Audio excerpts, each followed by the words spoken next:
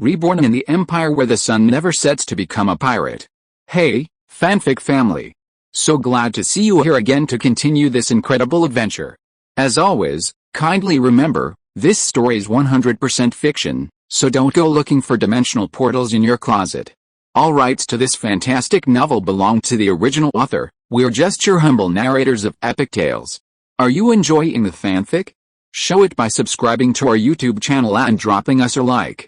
And if you're impatient for more exclusive content, our Patreon is your happy place. Chapter 126 The Rite of First Night. The establishment of the Caribbean chapter was smooth sailing. On March 6, 1779, the chapter, now fully prepared, was officially established at Port Royal. Lorraine was invited to the ribbon-cutting ceremony and presided over the chapter's first high-level meeting. At the meeting, Chuck Parker was appointed president of the Caribbean chapter, holding a 10% stake and also serving as chief executive officer of the chapter's board of directors. Arthur Leonard, holding a 5% stake, became vice president and second executive officer. Richard Corderance was appointed admiral of the transshipment fleet, and Tilby Olmore was appointed vice admiral. Barbados was to establish the chapter's first exchange within 15 days, with St. Reed as the resident representative, stationed in Bridgetown. Furthermore, Chuck recruited Pislett, a well-known Kingston businessman, from a Portuguese chamber of commerce at a high salary. He would be stationed in Southampton, becoming the Caribbean chapter's representative to the Northwest European chapter and the third executive officer of the Northwest European chapter's board of directors. Similarly, after receiving the letter, Ramos would select suitable individuals to join the core management of the Caribbean branch. This mutual assignment is a common management practice within the Intercontinental Chamber of Commerce. It not only facilitates communication between the two branches and trade collaboration, but also effectively reduces their independence, ensuring mutual checks and balances. Interestingly, this suggestion wasn't made by Lorraine, but by Chuck. At the reception following the meeting, Lorraine and Chuck met in the locker room. Lorraine raised his glass with a subtle hint. "Chuck, you seem very worried about my suspicion. I particularly admire what the president said. Oh, young people, having a dream is enough." At this point, Lorraine suddenly spoke up, echoing the other voices. "Why do you need money?" With that, the two men looked at each other and laughed. "I really don't understand why the Parker family would let you out, with such a business genius like you, because I don't want to do business for them," Chuck said with a look of disdain. "The family's chamber of commerce is full of stuffy uncles and aunts, with old-fashioned ideas and no sense of adventure. I despise them, but I won't risk opening a North American route until the war is over, and the war is almost over. I believe you won't pay attention to His Majesty's sanctions on North America, nor will you stop me and Miss Alvis from pursuing love for the sake of so-called aristocratic reputation, right? Perhaps you should have been born in France." Lorraine smiled and raised his glass. "Long live love, long live understanding." After the long Caribbean branch launch ceremony, Lorraine reflected on his conversation with Chuck and boarded the carriage that would return to the small town of Lucy overnight. Trust is the cornerstone of cooperation between people, and he and Chuck lacked it. Before arriving in Kingston, they had never even heard of each other's names. But through this conversation, at least the first bricks were laid and the first soil was dug between them. Chuck told Lorraine that he planned to venture to Pennsylvania once the Chamber of Commerce stabilized. Miss Alvis lived there, and he would tell her about his departure from the family's control. Whether they elope or maintain their relationship through correspondence, they would finally escape the current state of uncertainty. Lorraine was optimistic about their future. The young couple's romance had begun during the war, and Sir Parker and Councillor Alvis clearly had a personal friendship that transcended political interests. With important elders on both sides supporting their relationship, a marriage after the war wasn't too far-fetched. Furthermore, Chuck would be freed from his family's financial dependence. Whether it was sentimentality or sheer planning, Lorraine had already prepared a backup plan for Chuck's departure from the branch. Until he made the decision, Lorraine was willing to entrust him with the Caribbean branch, allowing his brilliant business acumen to expand the Drake Chamber of Commerce's ocean trade. As for himself, free from the constraints of the Chamber of Commerce, he could finally take risks. At sunrise on March 7th, the carriage, after a night of galloping, stopped in front of the seaside villa at the Lucy estate. Lorraine jumped out and casually tossed his umbrella to the waiting maid at the door. "Maka, unload the horses and take good care of them. I won't be using them anytime soon." "Yes, sir," The driver whispered. Maka was one of the 12 Indian hired hands, managing the stables at the estate and also serving as Lorraine's driver. The Indians spoke Quechua, and their names were often loaded with meaning. Maka translates to fortress warhorse, sounding like a natural horse breeder. The maid waiting at the door to hold Lorraine's umbrella was named Fenrir, a name that means lighthouse and hope. In their brief 10-day interactions, Lorraine found the Indian hired hands to be honest and dutiful. He wondered if centuries of colonial history had imprinted racial and class distinctions on these surviving indigenous people, or if the original owners had carefully selected only those with such character. In short, thanks to the original owner, Lorraine used it very smoothly. Watching Maka driving the carriage to the stables, Lorraine let Fenrir take off his hat and sweep away the dust, and suddenly asked, "Fenrir, I heard that you and Maka are lovers." Fenrir's face turned red to the roots of his neck. "Yes, sir. When are you planning to get married?" It depends on what you say, sir." "What do you say?" Lorraine thought about it for a long time without knowing what was going on. When he saw Fenrir blushing and looking a little sad, he remembered the damn rite of first night. His mood suddenly soured. "I have to go out tomorrow, so you should ask Pierce to modify the previous contract today." Modify? Fenrir was suddenly terrified. "Sir, if you don't want us to get married, we cannot get married. If you drive us away, we will soon be caught by slave traders, and what are you thinking about? Just remove the right of first night. You are free people. You don't need such inhumane constraints. You should also be free to decide the time of marriage." The little girl's pupils really lit up with hope. "Sir, you mean, only remove the right of first night, and the other clauses remain unchanged? This change should not make me the target of the Lucy gentlemen, and you can also clean yourselves in the future. It's uncomfortable to see you all so dirty." Yes, sir." Fenrir held Lorraine's accessories at a loss. Please forgive me for leaving first. I'm going to wash my face now." With Lorraine's permission, she skipped and ran towards the horse farm. Lorraine watched her leave and happened to see Hina walking out of the house, looking at Fenrir's back in confusion. "What did you say to her? Modify the contract and remove that stupid right of first night." "Why? Because choosing who to be my bed partner should be my sacred and inviolable right.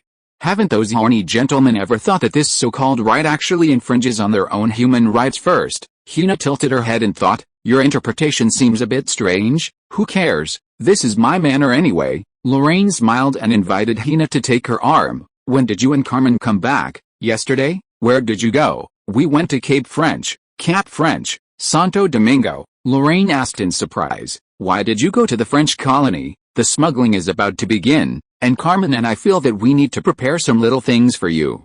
Kingston is crowded and it's not suitable, some shameful little things, and you can't buy them in less prosperous towns." Lorraine laughed dumbly. "So, you don't plan to let me cross-dress, do you?" "Yes, cross-dressing." Hina looked at Lorraine, and the figure was reflected in her emerald eyes, without a trace of joke. Chapter 127, Double-Blade Edward. A figure emerged from the mirror. Tall and muscular. He wore a brown leather trench coat with a white leather hood, his blonde hair peeked out from beneath. A short, dense beard graced his youthful face, adding a touch of age. Yet, this aging didn't seem out of place, for the coat wasn't brand new, it was 70% new, 30% worn, held together by 3 brand new orange-red leather belts, 2 slung over his shoulders and 1 around his waist. 3 short knives were slung diagonally from the shoulder belts, while a holster hung from the other side, housing Lorraine's rarely used ivory pistol. Hung from his waist were 2 thick-backed Arabian scimitars, 1 on each side. With the handles included, they were less than a meter long, nearly half the weight of Lorraine's usual finished double blades, yet possessed a perfect center of gravity, making them easy to master. This was Lorraine's new look. He tilted his head to admire it for a moment, then removed his hood, revealing a shaggy, shoulder-length head of blonde hair. "Captain, are you satisfied with your new look?" Carmen asked playfully from behind. Lorraine, with an indescribable look on his face, scratched at his blonde hair, found a clasp, and gently plucked it off, revealing his natural black hair, hidden beneath a net. "Is this the secret of women's wigs? Now it's your secret, too." Henna turned Lorraine over, pursed her lips, and tugged at his beard. The fish glue held firmly, and based on previous experiments, it could be easily removed with a little apple cider vinegar without damaging the skin. She touched Lorraine's face and asked, "Is your face itchy? It's like there's some mud on it." "It's not itchy, but it's a burden." Then it has no effect. Henna nodded and looked at Lorraine's eyes. Carmen, where's the eye patch? Carmen hesitated and said, the captain has to fight with people all the time.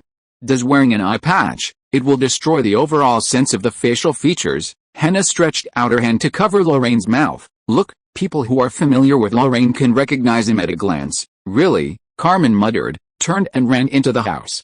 After a while, she brought back 3 or 4 eye patches, including plain black single eye patches, gorgeous gold applique eye patches, red trendy brands with skulls printed on them, and even eye patches in the style of Ninja Turtles. Which one should I use? Like those ordinary blind captains, Lorraine doesn't need to attract attention now. Lorraine slapped Henna's hand away, and took the plainest single eye patch with a smile and tears, tied the leather rope to cover his left eye. Where do so many blind captains come from in this world? Most captains of pirate ships also serve as navigators. They cover their left eye not because of injury, but to maintain their eyesight so that they can use the compass and sextant more accurately. Henna carefully covered Lorraine's blonde hair, looked left and right, and finally showed a satisfied look. Then why don't you wear an eye patch? Because I'm not picky about food. Lorraine sighed. Is it really necessary? The captain and the ship are the symbols of a pirate group. If you are recognized, there will be no point in us giving up the golden deer, but when it comes to hand combat, our ship is easy to recognize, like you, Noah, the oriental-faced Zheng Anyue and little Pierce. Not many people know us, and most of them are not on the New World. You are different. Seeing Henna's insistence, Lorraine had no choice but to let it go.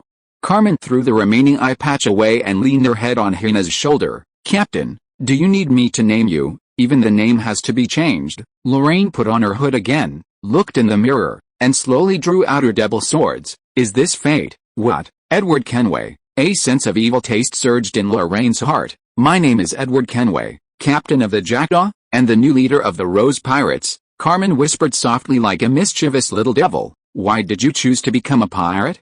Is it because of money? It's not a question of whether I need money or not. I want to eat clean food, I want a house that can shelter me from the wind and rain, and I want to live a decent life. Maybe you are a born liar. Perfect. The 3 were busy cosplaying when Pierce suddenly pushed the door in. Brother, it's time for lunch. Eh?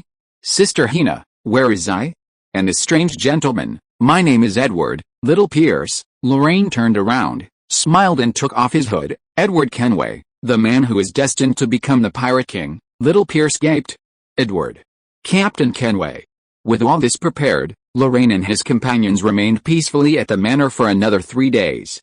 At nightfall on the 4th day, without further explanation to the servants, they swaggered out of the villa, carrying a small suitcase filled with disguise materials and making their way to the private dock on the north coast.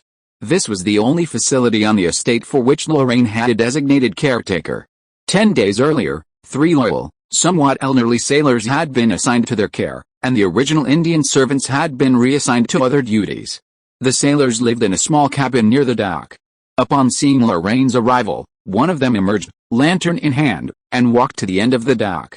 Soon, a slender, ghostly fishing boat, a sloop, slid into its berth. Seeing the ship's lanterns flicker rhythmically, the dockhand ran to Lorraine and said, Captain, our ship is here. Lorraine stood expressionless. If anyone asks where we've been, the captain and his crew went on an expedition to the Gulf of Mexico, hoping to find Mayan ruins and treasures. No need for such details. Lorraine patted the sailor's shoulder. I don't need to reveal my whereabouts to anyone. Yes. We'll only sell a reasonable amount of information to those who dig deep. That's right. The 4 of them boarded the ship and, riding the Caribbean breeze, sailed all the way to the vicinity of Little Cayman. They found the Jackdaw, bathed in moonlight, on the edge of a solitary reef. It was anchored quietly at the reef, the pirate flag flying from its slender mainmast. Beneath a white skull were 2 rapiers, one long and one short. In its beak, the skeleton held a rose, its petals withered. The salesman knocked on the cabin door and whispered, Captain, the Jackdaw, send the signal and come closer. Lorraine, who had completed her disguise, walked out of the cabin, followed by Henna, Carmen and Pierce. They all raised their heads and admired the slender silhouette of the Jackdaw. The sloop slowly approached her. Lorraine saw the unique dim light of the wind lantern on the bow, 3 short and 2 long, then 2 short and 2 long, exactly the opposite of the signal sent by sloop. This was the light signal set by Lorraine. The 2 ships docked, and a rope ladder was lowered from the Jackdaw. Kren stepped on the rope ladder to get off the ship. Looking at Lorraine's new outfit, he was stunned for a long time before reacting. "Captain, what are you doing? Don't worry about the good intentions of Henna and Carmen. How's the situation on the Jackdaw?" Yesterday, Ms. Dibbo temporarily recruited a group of free sailors using commercial contracts. Commercial contracts? Yes, commercial contracts. Ms. Dibbo believes that commercial contracts help maintain the captain's absolute authority. Unlike pirate agreements, they also give sailors the right to elect the captain and helmsman. Then our business scope is smuggling and robbery. Kren spread his hands. "I really don't understand these pioneers. Ms. Dibbo only allows each person to smuggle 5 kilograms of contraband, and they clamor to sign up to get on board, vying for each other, and even willing to sign life and death statements. This is the Caribbean, my friend," Lorraine sneered. In their eyes, pirates are no different from black market traders in northwestern Europe. "It's just a means to get ahead." The sailors followed Kren onto the Jackdaw. Lorraine fell last and called sloop's captain to his side. "Tell Leonard's father not to rush to deal with the sloop and to use it as his private fishing boat. I will send someone to notify Dad in advance when I need to find you." "Yes, Captain, let's say goodbye here. The Caribbean Sea is windy and rough. Don't stay at sea for too long at night." Chapter 128 New Orleans. Lorraine climbed the rope ladder onto the deck of the Jackdaw. Catalina, evidently having learned of Lorraine's disguise from Carmen and the others, came forward with a natural air, extending her hand. Her hand was a little cold, yet soft yet powerful, and the handshake was crisp and decisive, like that of a determined gentleman. Lorraine couldn't help but smile. "Thank you for your hard work these past few days, returning the jade intact, Captain. The Jackdaw is fully prepared." Fully. Lorraine knew Catalina's fully prepared wasn't an excuse. The Jackdaw was indeed well prepared for smuggling. Through the sloop-class vessel Leonard had secretly purchased, the two sides had established contact long before. Under Lorraine's remote control, Catalina registered the Jackdaw with a Spanish flag. It was now a legitimate Spanish civilian vessel, or more accurately, a black market vessel, like the Atis Bell, operating without a legal license. Her owner was Donna Linka, a second-generation immigrant born in New Orleans, and her current captain was Edward Kenway, a third-generation immigrant from Baton Rouge. All the relevant information about the characters was false, and in Louisiana, with its chaotic household registration system and entangled forces, even verification was difficult. How far could they go? Lorraine took a deep breath and patted the ship's mainmast. "Take down the Jolly Roger, hoist the sails, and set sail. Gentlemen, we're off to the New World to pan for gold, to make a fortune. Wow." The Jackdaw set sail, slanting across the Yucatan Channel along the outer edge of the Cayman Islands. After a night's rest at Isla Perez, it sailed north across the Gulf of Mexico. 6 days later, it finally arrived at a vast marshland. This was the world-famous Mississippi Delta. The mighty Mississippi River is known to the Indians as the father of all waters. Originating in the Great Lakes, it flows across the vast expanse of New France, gathering tributaries along the way, carrying endless silt and depositing it into the Gulf of Mexico, a massive alluvial fan stretching 24 to 80 kilometers across a total area of over 12,000 square kilometers. Within this alluvial fan, the river disperses, forming capillaries of varying width and depth, carving countless deltas and creating swamps and sand islands that culminate in the Chandler Archipelago at the delta's outermost reaches. This arc of islands forms the delta's gateway, sharply separating the ocean from the swamps. It is also the only access route to New Orleans, with an average water depth of only 6.5 meters. This not only cuts off battleships, but even merchant vessels like the Jackdaw are forced to navigate cautiously along the main channel. Without a pilot familiar with the local hydrology, they would never dare venture into this restricted area. Lorraine ordered the Jackdaw to fly the blood and gold flag, a symbol of Spain, and anchored off the coast of Breton Island on the southern edge of the Chandler Islands, and lowered the assault boat.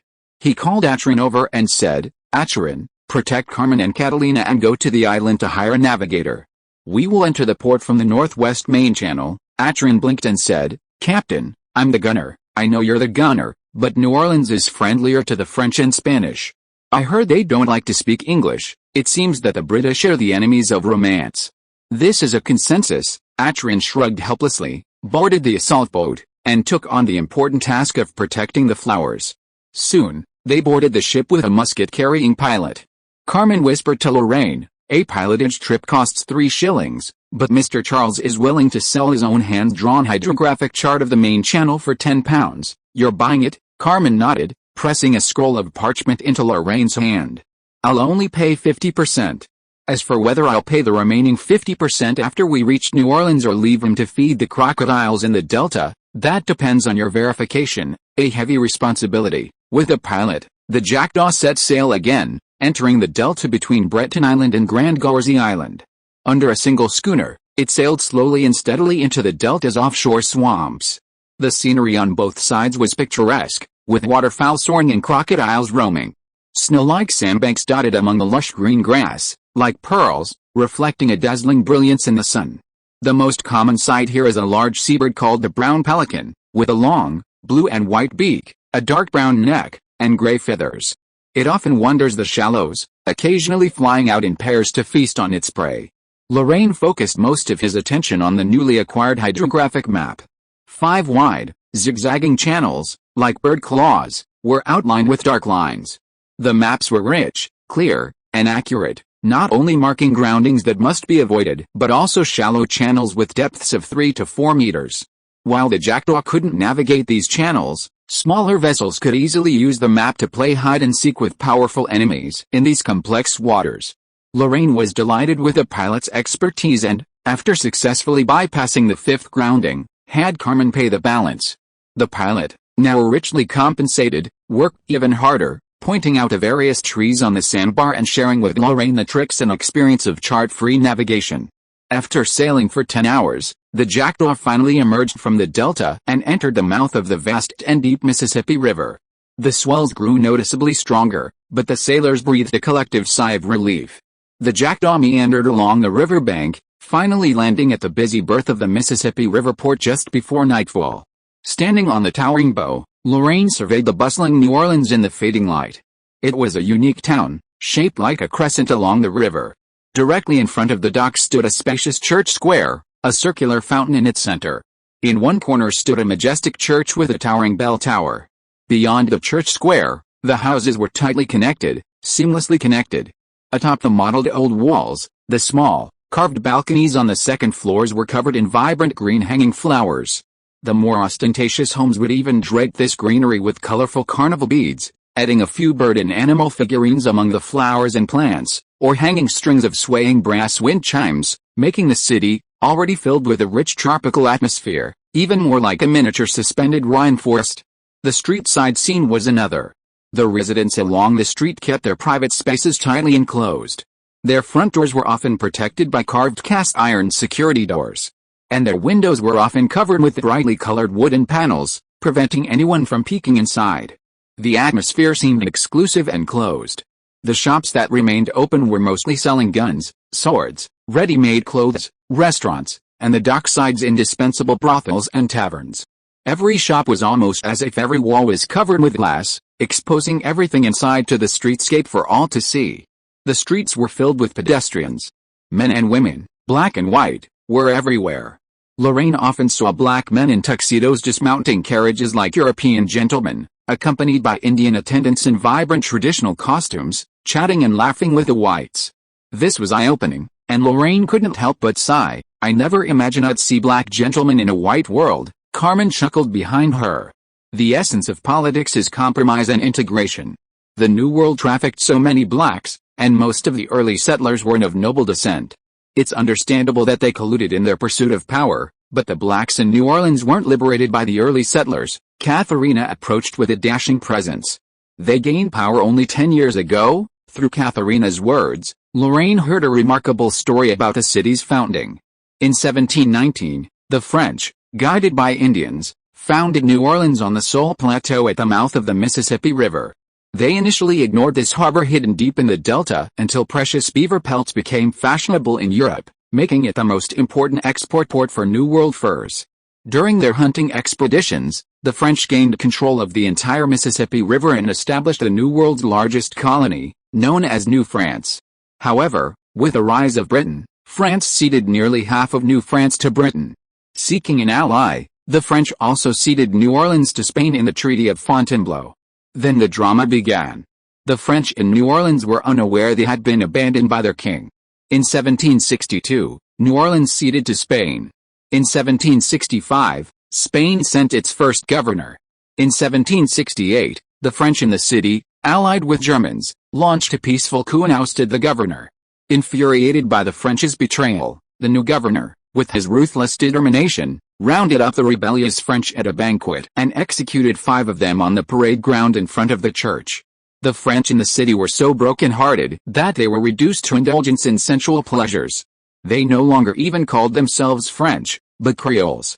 White people were called white Creoles, while black slaves and Indians were called black Creoles. This childish ploy was intended to dissuade the Spanish governor from vigilance and facilitate another peaceful rebellion. However, they failed.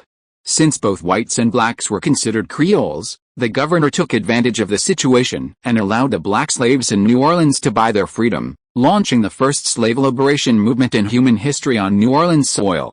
10 years later, many black Creoles had already owned businesses, and some had even joined the legislative assembly. They were completely devoted to Spain. Because of a single name, the French had completely lost this important port. Lorraine and Carmen listened with rapt attention. When Catalina finished, Lorraine smiled and thanked her. "You've broadened my horizons. And what makes me even happier is that you're willing to share your stories with us. This is how true companions get along." "Actually, I didn't come to you to share the stupidity of the French," Catalina bit her lip. "You've been busy with work lately, and there's something I haven't had the chance to give you. It's the spoils of the Black Mamba battle, or rather, the aftermath. If you are listening to this novel on a channel other than Fanfic World, it means it was downloaded and re-uploaded without effort. We warmly invite you to visit our channel, Fanfic World. There you will find the original version of this story and many other novels of various genres. We look forward to seeing you dive into a world of incredible novels. Chapter 129: The Pirate Emperor's Legacy. The Pirate Empire of the Caribbean. Before Lorraine stood 2 small wooden frames, framed in glass and Anyue wood. These frames were padded with fine French velvet and a thin, transparent membrane. One in front of the other, they held a small, triangular fragment of a nautical chart. Henna sat beside Lorraine.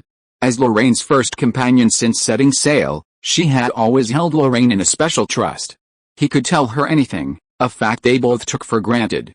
Across from Lorraine stood Catalina, her charming mouth spilling earth-shattering secrets of the pirate empire, constantly challenging Lorraine's conventional understanding of history. Lorraine had never imagined that the pirates of the Caribbean had truly established an empire, one founded by the renowned Henry Morgan. In 1671, nearly a century earlier, Captain Morgan had led his army to capture Panama, crushing the Spanish army with a resounding victory. It was a battle of legends.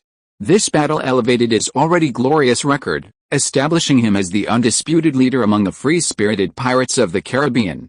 He unified the pirates of the Caribbean. With his supreme authority, he, surrounded by his fellow pirates, journeyed to Turtle Island on the northern tip of Hispaniola and challenged the Dutchman Jean David Nye, then leader of the Pirate Brotherhood. They engaged in a 2-day one-on-one naval battle, ultimately resulting in David Nye's mainmast being shattered and his crown being lost. The crowned Captain Morgan attempted to revise and refine the centuries-old code of conduct in the pirate world, codifying it into the Pirate Code. This code established him as a true emperor, the first and, to date, only pirate emperor of the Caribbean. He established his empire on the foundation of the Pirate Brotherhood and, at his coronation ceremony, crowned 7 pirate lords, each a renowned pirate of their day. Drawing inspiration from the Roman Senate, he declared the emperor supreme, with all classes equal below him. The Sea Brotherhood served as the Senate of the Pirate Empire, presiding over the Pirate Code and possessing the power to interpret, arbitrate, and amend it. 7 pirate lords held territories in absolute command over their respective seas. They also stipulated that every pirate must be treated fairly, and that even the emperor could not deprive them of their lives and property. Having accomplished all this, Morgan returned to England with a vast fortune. Through bribery, he was knighted by Charles II and appointed lieutenant governor of Jamaica. He became a wealthy merchant, a powerful official, an invincible soldier, and a respected plantation owner, yet he remained the emperor of pirates. Port Oluwar became the imperial capital of the pirate empire, with Turtle Island serving as the secondary capital and seat of the Brotherhood. This order remained unchanged throughout his lifetime, lasting a full 14 years. Morgan died in 1788. Before his death, Morgan unexpectedly chose not to pass his throne to his heirs. Instead, he divided his vast wealth in two, leaving only fixed assets to his descendants and hiding gold and silver treasures worth over £1 million in a secret place. He declared, "Want my wealth? I've hidden it there.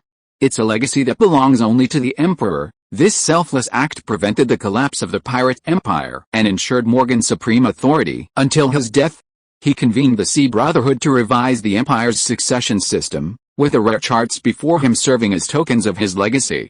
Lorraine gently stroked the glass surface of a chart, a realization dawning. Are these charts the treasure trove? Yes, they point to the pirate emperor's treasure trove, representing endless wealth and supreme authority over the Caribbean. Then why cut them up?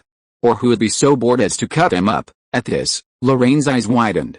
7 pirate kings, scattered charts. Is the succession system 7 kings fighting for the throne? As you said, the pirate empire's succession system is 7 kings fighting for the throne. Catalina took a deep breath, and with a touch of fear and disgust, began to explain the pirate empire's inheritance rules. With a treasure trove as the center, the treasure map was divided into core and 21 peripheral pieces. The core piece was kept by Morgan's descendants, who vowed not to participate in future battles for the throne. The remaining 21 pieces were broken up and sorted, with 3 pieces each handed down to each of the 7 pirate kings. Only the pirate king who possessed all 21 pieces could claim the final piece from the Morgan family. Only the one who finds the treasure can become the new emperor. These are the 2 basic principles of succession in the pirate empire. However, there are still some details to consider. For example, the retrieval of sea charts.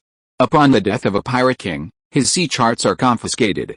The Sea Brotherhood must reward the person who surrenders the chart handsomely and elect the 3 most prestigious pirates to succeed him.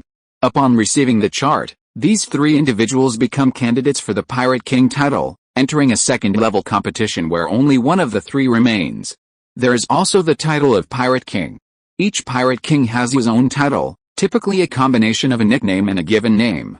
Caribbean pirates are extremely secretive about their family names, generally revealing them only upon marriage, execution, or retirement. For example, Catalina, whose title was Catalina the Red, officially resumed her name of Dubois after joining the Lorraine Chamber of Commerce and relinquishing her pirate roots.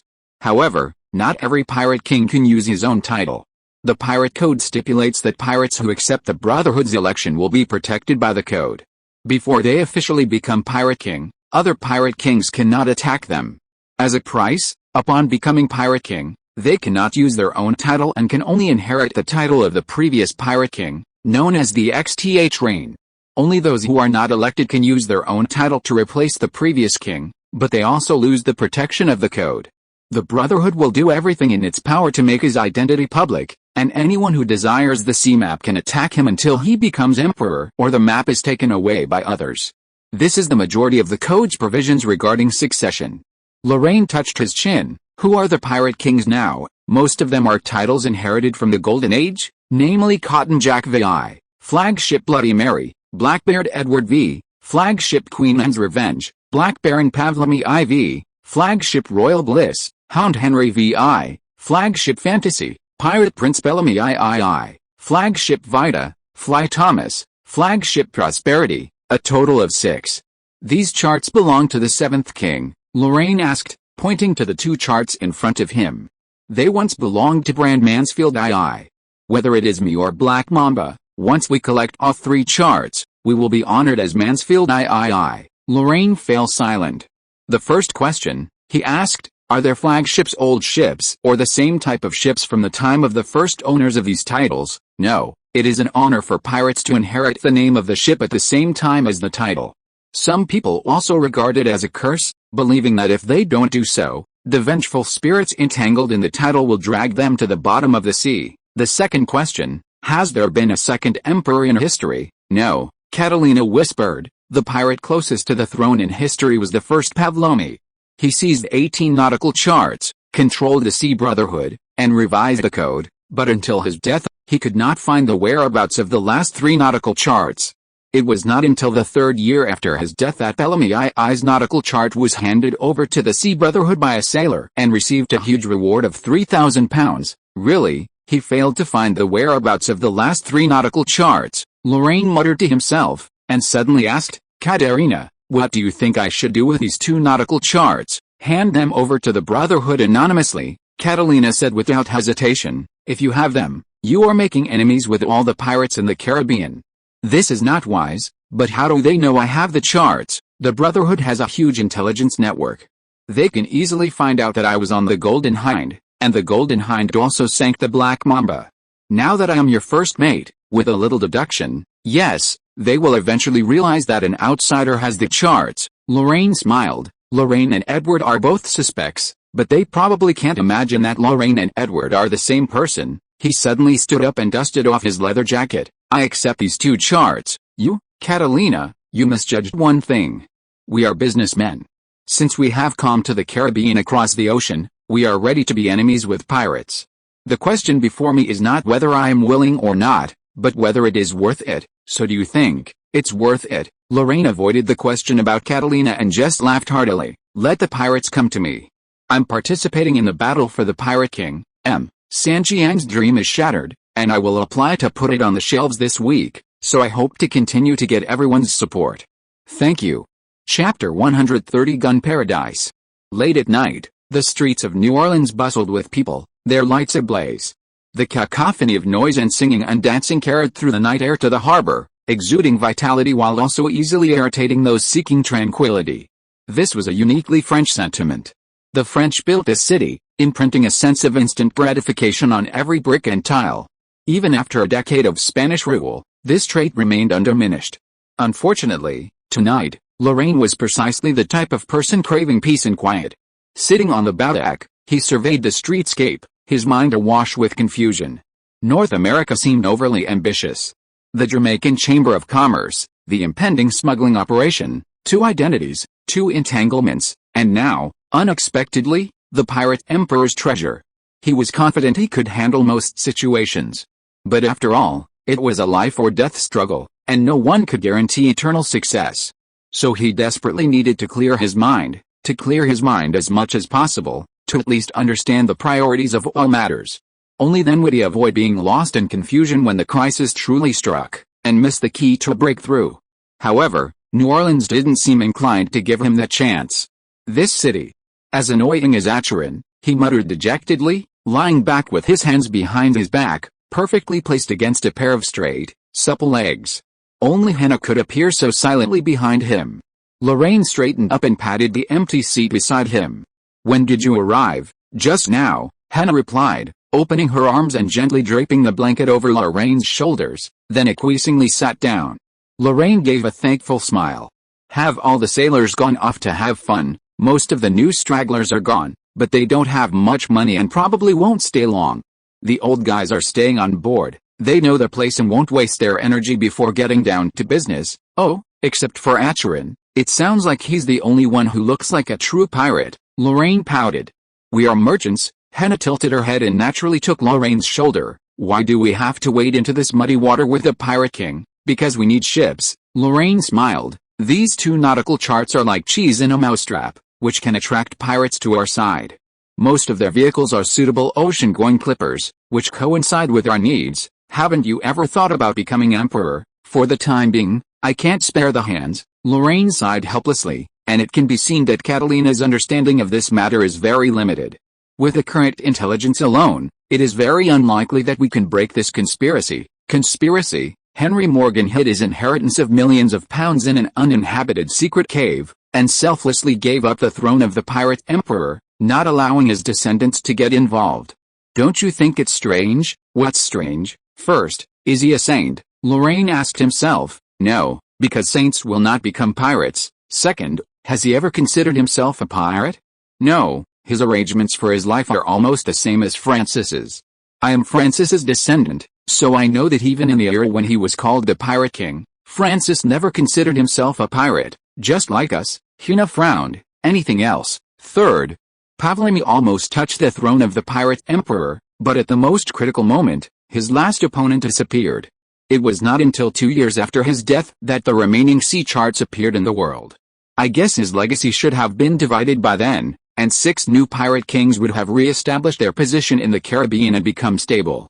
This is too much of a coincidence. Do you think someone is manipulating the process of winning the throne and does not want a new emperor to appear in the Caribbean? Maybe. Who? The biggest suspect is the Maritime Brotherhood. Lorraine played with his fingers, and used the communication with Hina to clear his mind. The pirate empire referred to the ancient system of the Roman Empire. Only when there is no emperor can the Senate have the authority of the leader. The Brotherhood has reason to do so and should be able to do so. What about the Morgan family? It's hard to judge. Rationally, a wealthy family that's retired from the pirate world has no reason to be the mastermind behind a pirate empire. But we know nothing about this family, and we're not familiar with the Sea Brotherhood. Everything we think about is just wishful thinking. No matter how much we think, it's meaningless. That's true. Anyway, let's put aside all the trivialities about pirates for now. Lorraine stretched and gave New Orleans a middle finger. This is our stage. Compared to the filth of the pirate empire, I'm more concerned with the smuggling routes. The next morning, Lorraine deployed every available manpower because he needed intelligence. With strength in numbers, in less than 2 days, he had a clear picture of New Orleans's business landscape. The city boasted 4 major specialties: sugar and furs, exported to Europe, and grain, a necessity in the West Indies. But when it came to profit, none of these 3 products could compare to guns. This was a paradise for muskets. The market offered a dazzling array of options, from Jaeger short-barreled rifles manufactured by local gunsmiths to massive double-barreled smoothbore rifles, the Kentucky long rifle, known as the king of hunting rifles, and even the pepper pot pistol, renowned in Europe for its limited practicality. Atrin bought himself 2 exquisitely designed 4-barreled pepper pot pistols. These pistols, the forerunners of later revolvers, could be loaded with 4 lead bullets at a time, firing alternately by rotating the barrels. They were touted as the world's fastest-firing firearms. Unfortunately, their firing rate was a major issue. Although the gunsmith assured Atrin that his handmade pepper pots would achieve an 85% firing rate, Atrin test-fired only 70 of the 100 rounds he fired, with a longest streak of misfires lasting 7. While they were unreliable, they were far from reliable enough to be trusted with life, but Atrin liked them. Pierce also gained something. He bought himself 2 Kentucky long rifles. This rifle, descended from the Jaeger short-barreled rifle, boasted an effective range of up to 300 meters thanks to the rifling in the barrel, far exceeding the over 100 meters of the Marine commuter. However, this same rifling also compromised its airtightness. To ensure a high firing rate, its specialized paper-cased bullets were often made of thick oiled paper and slightly larger in diameter than the barrel. During loading, a small hammer and a cleaning rod were required to gradually press the bullet into place. This flaw significantly reduced its efficiency. Pierce's Marine commuter's rate of fire was a steady 2 rounds per minute, but with a Kentucky, it took him roughly 3 to 5 minutes to load a single round. Such a slow rate of fire meant that, despite its vastly superior range, it was still less practical than the Marine commuter in most situations. However, Pierce had a pressing need. For confidentiality's sake, all the Marine commuters were kept to the Lucy estate. Given this premise, having a gun was undoubtedly better than having none. Furthermore, Lorraine had also inquired about the French Charleville flintlock rifle on the market. This rifle, finalized in 1777, was the most advanced flintlock rifle in service on the European continent, surpassing the British Brown Bess in every respect. More importantly, it was not only the standard-issue weapon of the French Army, but also the most numerous main battle weapon in the United States Continental Army. This was crucial information. Due to British pressure, mainland France never supplied these new weapons to the Americans, leaving the only way for the Americans to obtain them through smuggling. The French had pulled a brilliant political sleight of hand. The peaceful French mainland supplying arms to the warring colonial armies was an internal affair, and since the colonial armies lacked authorization to trade arms, Britain could not accuse them of such behavior. Similarly, the illicit trade was also an internal matter. The French in the colonies selling their sidearms to smugglers was beyond the British's control. As for why the smuggling of over 100,000 rifles allowed the French army to still have sufficient ammunition for the war. They were the continent's leading power, with immense industrial strength. Was it okay for them to be foolish and wealthy? My ignorance and pride were completely unacceptable to you. In short, the Charleville-style rifle is now the most cost-effective item in the new continental arms trade, bar none. Not only is the supply plentiful and traffic is enormous, but every order also comes with its own buyer.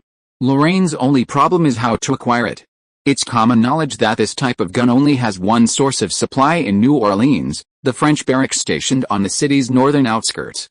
All orders are placed there, and Lorraine, intent on smuggling, couldn't miss it. Having gathered the intelligence, Lorraine poked his head out from the pile of papers. I'm going to the French barracks tomorrow, and Carmen will be accompanying me. By the way, what's the name of their highest commander? Count Galvez, Bernardo de Galvez, Carmen replied quickly.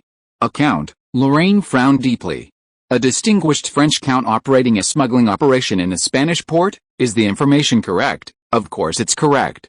4 reports mention this, one of which is from Cran. Such blatant reporting, there must be some hidden agenda. Chapter 131 Characteristics, high heels, tailcoat, wig, top hat, pure white gloves with gold trimmings, polished pointed toe leather shoes, and the parasol sword hidden in the captain's cabin, disguised as a ceremonial accessory. The next morning, after his disguise, Lorraine donned his full formal attire for the first time. His hair, speckled with the golden hues, shone beneath his wig. At first glance, he exuded a rich aristocratic elegance. He had made every possible preparation for this encounter with a stranger. Yet, something felt off. Was he overly concerned with the peculiarities of the smuggling earl? Or was there something unnoticed about this outfit, so well worn among European aristocrats? What could it be? He couldn't figure it out.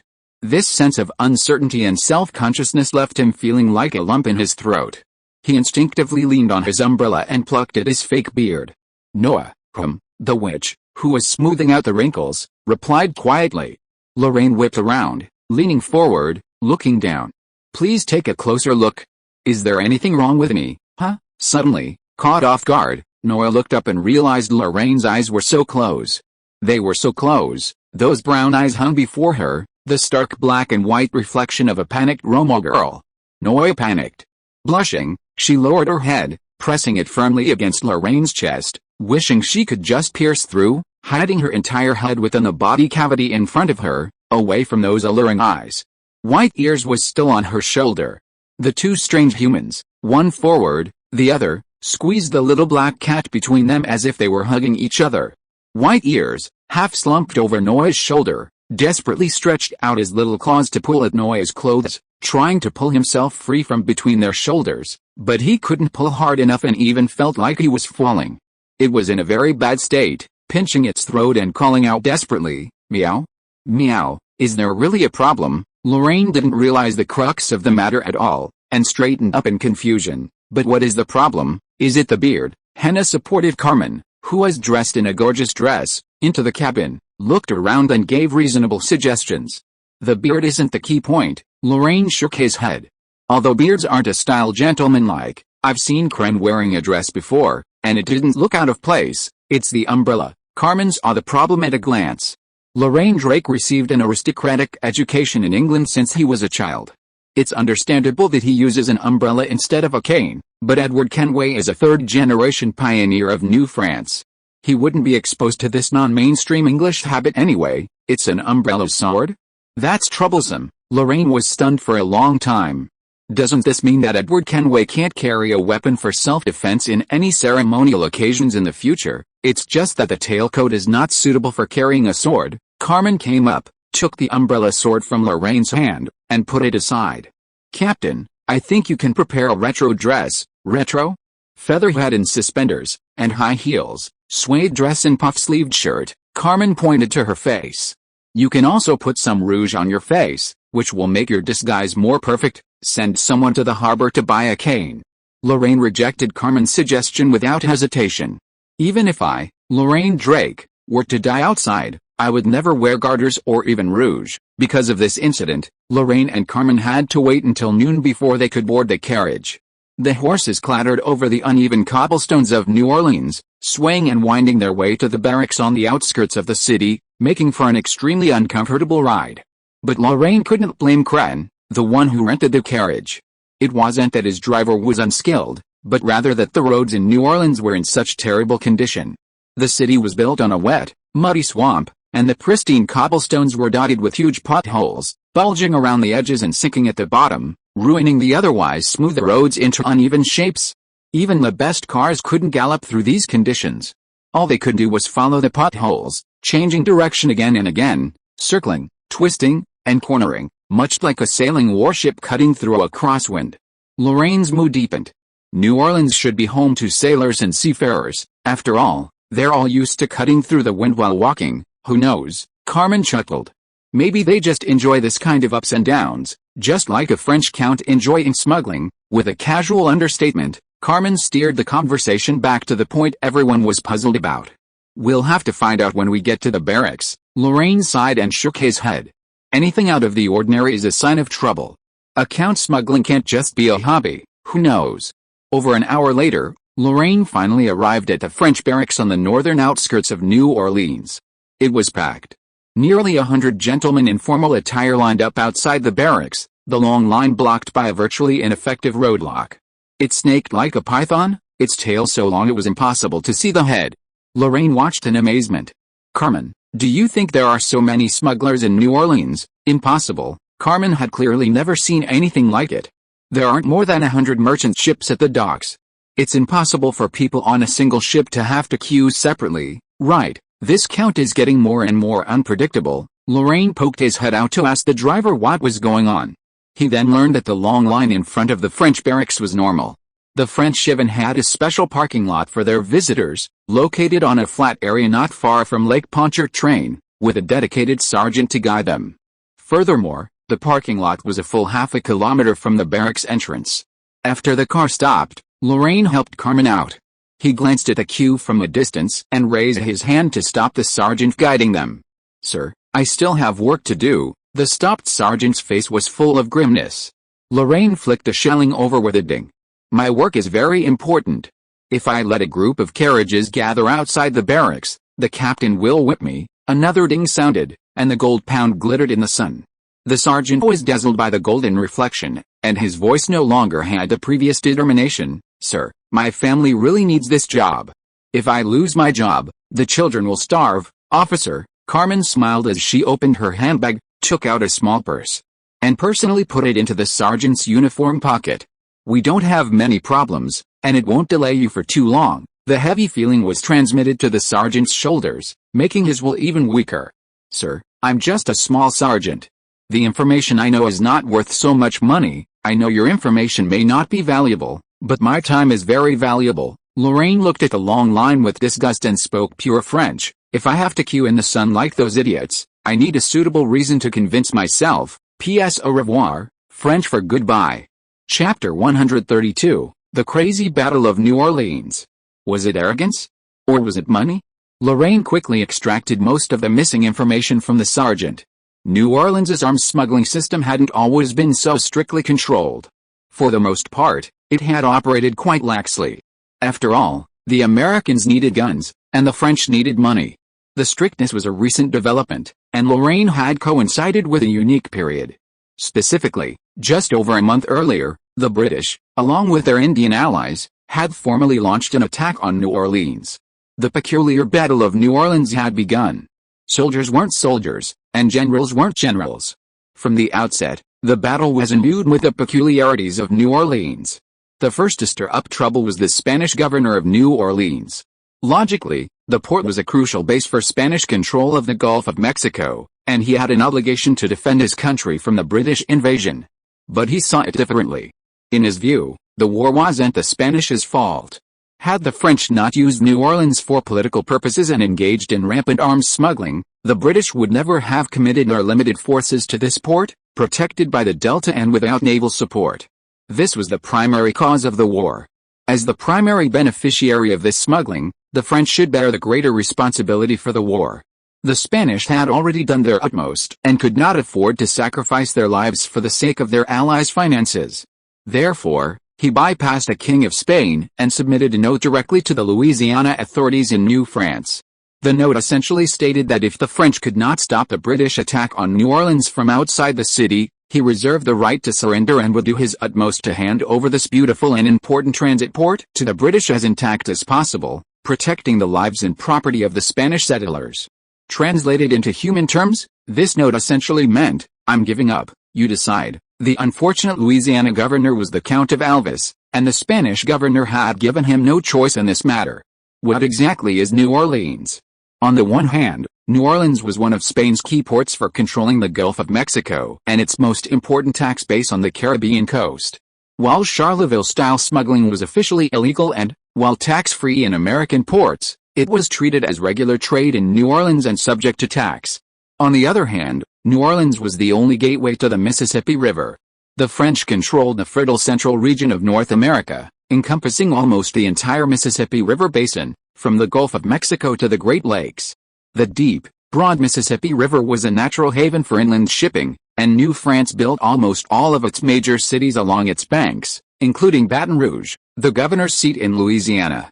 If the British captured New Orleans as completely as possible, the 5th and 6th class ships of the New World Fleet could continuously enter the vast Mississippi River from the Delta, then sail upstream to the Great Lakes. There was no fleet on the Mississippi River capable of confronting this formidable force, and neither the French nor the Americans on the Great Lakes had fleets strong enough to oppose the British. This meant that if New Orleans were lost, the British could easily overrun the entire French colony. In the worst-case scenario, the French would be completely driven from the New World, becoming the laughingstock of Europe. Without French support, the nascent American Revolution would be quickly crushed by the three-pronged attack, making another Boston Tea Party a distant dream. New Orleans was France's vital point in the New World, and Count Galvez had no choice but to fight a desperate battle for France's survival on this Spanish territory. He conveyed this noble cause to his closest subordinates, the Army of Baton Rouge, Louisiana's most elite troops. But who could have imagined that the Baton Rouge Legion would also start to cause trouble? Most of the French soldiers in Louisiana were French settlers in the New World and their descendants. Especially in the Baton Rouge Legion, due to its close proximity to New Orleans, most of them had relatives there, or were simply born there. More than a decade earlier, ever since that despicable banquet where French blood was spilled on the parade grounds, the Spanish colonial governor had not changed his course. He freed the slaves, restructured the parliament, abolished French privileges in the port, demolished beautiful French architecture, and encouraged the ugly Spanish arc. The French's situation in New Orleans had deteriorated. 3 years earlier, in particular, a mysterious fire had occurred in the French quarter, killing nearly 1,000 people. The Spanish falsely accused the French of drunken arson, but the French could not forget the hundreds of French settlers who perished in the blaze. Most people believed it was a conspiracy. Because nearly a third of the old French buildings were destroyed in the fire, and the subsequent reconstruction was uniformly adapted to the Spanish style, France's influence in New Orleans was significantly weakened. In the eyes of the French in Louisiana, the Spanish were considered villains, mean, shameless, treacherous, and cunning. Even though they were currently allies, their alliance was a figment of their imagination. The Baton Rouge Legion refused to fight for such a figment of their imagination. Lorraine had no idea what Count Galvez felt at the time, he only knew the outcome. In this frenzied landscape, the Count finally became the third person to cause trouble. He set his sights on the smuggling rights of the Charleville rifle. Monopolizing the gun smuggling business was not a difficult task for him. As Lorraine knew, the Charleville rifle was a new weapon, and the New World lacked the capacity to produce it. All smuggled guns had to be manufactured in France, shipped ashore in Pensacola by ocean-going fleets, and then transported by inland waterways to New Orleans, where they were delivered to designated smugglers. Pensacola was under the jurisdiction of the Count and the Legion of Baton Rouge. All the Count needed to do was to temporarily transform the profits that should have been shared by a dozen or so great nobles into a single bounty for himself and the Legion of Baton Rouge. And he did it. He used money to coerce the unruly Legion of Baton Rouge into seizing weapons, then used those weapons to coerce smugglers into becoming mercenaries. He also planned to use a final victory to win the trust of Louis V and use his achievements to ward off counterattacks from the economically disadvantaged nobles. With this decision, the Count cut off his own escape route. The purpose of defending New Orleans had been completely distorted. If this patriot failed, he and his family would suffer a terrible, very terrible death. Given this situation, was there anyone who didn't want the Count to win? Lorraine suddenly thought of this question, and the more he thought about it, the brighter his eyes became. Sergeant, how many days has this war been going on? 42 days. Which side has the advantage now? Since the beginning of the war, the Earl has never failed. He commands with confidence, the recruited smugglers are brave and fearless, and the battlefield is far away from New Orleans. We have an absolute advantage. The Earl said that in a month at most, Those British will be running away with their tails between their legs. Really? Lorraine smiled meaningfully. If you are lucky enough to meet the Earl, please give me my most sincere blessings. The sergeant was stunned. You are not going to queue up? No. The Earl's smuggling rights must be exchanged for victory, but my sailors are not of the same level. Even if they step onto the battlefield, they will only hinder the Earl. I am somewhat self-aware of this. Chapter 133 Patriotism is not a crime. Inform me of the latest intelligence. An emergency crew meeting was held in the Jackdaws restaurant, chaired by Lorraine and attended by all crew members. Lorraine sat at the dining table, crossed his fingers, and supported his chin. Carmen, tell everyone the basic situation. Carmen nodded and said straight to the point, Gentlemen and ladies, we have received important news that New Orleans is in a state of war. What? Kren widened his eyes. Is this news accurate? We have been docked at the dock for several days, and we have sent people out to inquire about the news. Is there even a hint of war in the city? War has nothing to do with citizens. Kren, Yatrin laughed. Don't forget that this is a city built by the French. Every resident in the city knows that war is a matter for the king and the army. They just need to enjoy themselves in time. Carmen was amused by Yatrin's exaggerated words and explained softly, what Yatrin said is only one of the reasons. The other reason is that due to the superb command of Count Galvez, the war has always been carried out in the suburbs of New Orleans, and no artillery fire has ever been heard in the city. Catalina frowned. In other words, this war has been going on for some time, 42 days, but the day before yesterday I saw the New Orleans Legion patrolling the parade ground. I bought intelligence from them, and I'm sure they are not at war. They are indeed not at war. Carmen made a face. The Spanish chose to stand aside and watch in this war. There are only the French and the English on the battlefield, and their allies are the smugglers in New Orleans and the Indians who are dependent on the English. Catalina was stunned for a while. Smugglers joined the war? Could it be that the French, coercion? Carmen uttered the word softly. Count Galvez used the smuggling rights of Charleville rifles to hire smugglers. The captain and I have found out that only merchants who have made military merits on the battlefield can smuggle those sought-after rifles. No money, unfortunately. The purchase price of firearms remains unchanged, and the commercial tax that needs to be paid in New Orleans is inconvenient. Moreover, because there are too many smugglers who apply for the job, not every smuggler can get the opportunity to join the war. Will someone else rush to die? Carmen shrugged. In fact, the recruitment scene was lively and orderly. The Count set up a complete appointment and queuing system for those who wanted to die, which basically eliminated the possibility of scrambling. In other words, you need qualifications to rush to die, and not everyone is qualified to jump the queue. The sailors looked at each other in horror. Catalina muttered to herself, that Frenchman, is he a devil? I don't know if he is a devil. Lorraine smiled and asked Carmen to sit down, and took over the conversation. I only know that many people now wish he would go to hell. What the captain means is, this patriot broke the rules. Lorraine said lightly, let's first guess the purpose of the British in starting this war. Little Pierce raised his hand. New Orleans is the main port for smuggling Charleville rifles. It was thanks to this smuggling line that the Americans blocked the brave British soldiers on the battlefield. The capture of New Orleans will be a major advantage on the front battlefield. This statement is not entirely accurate.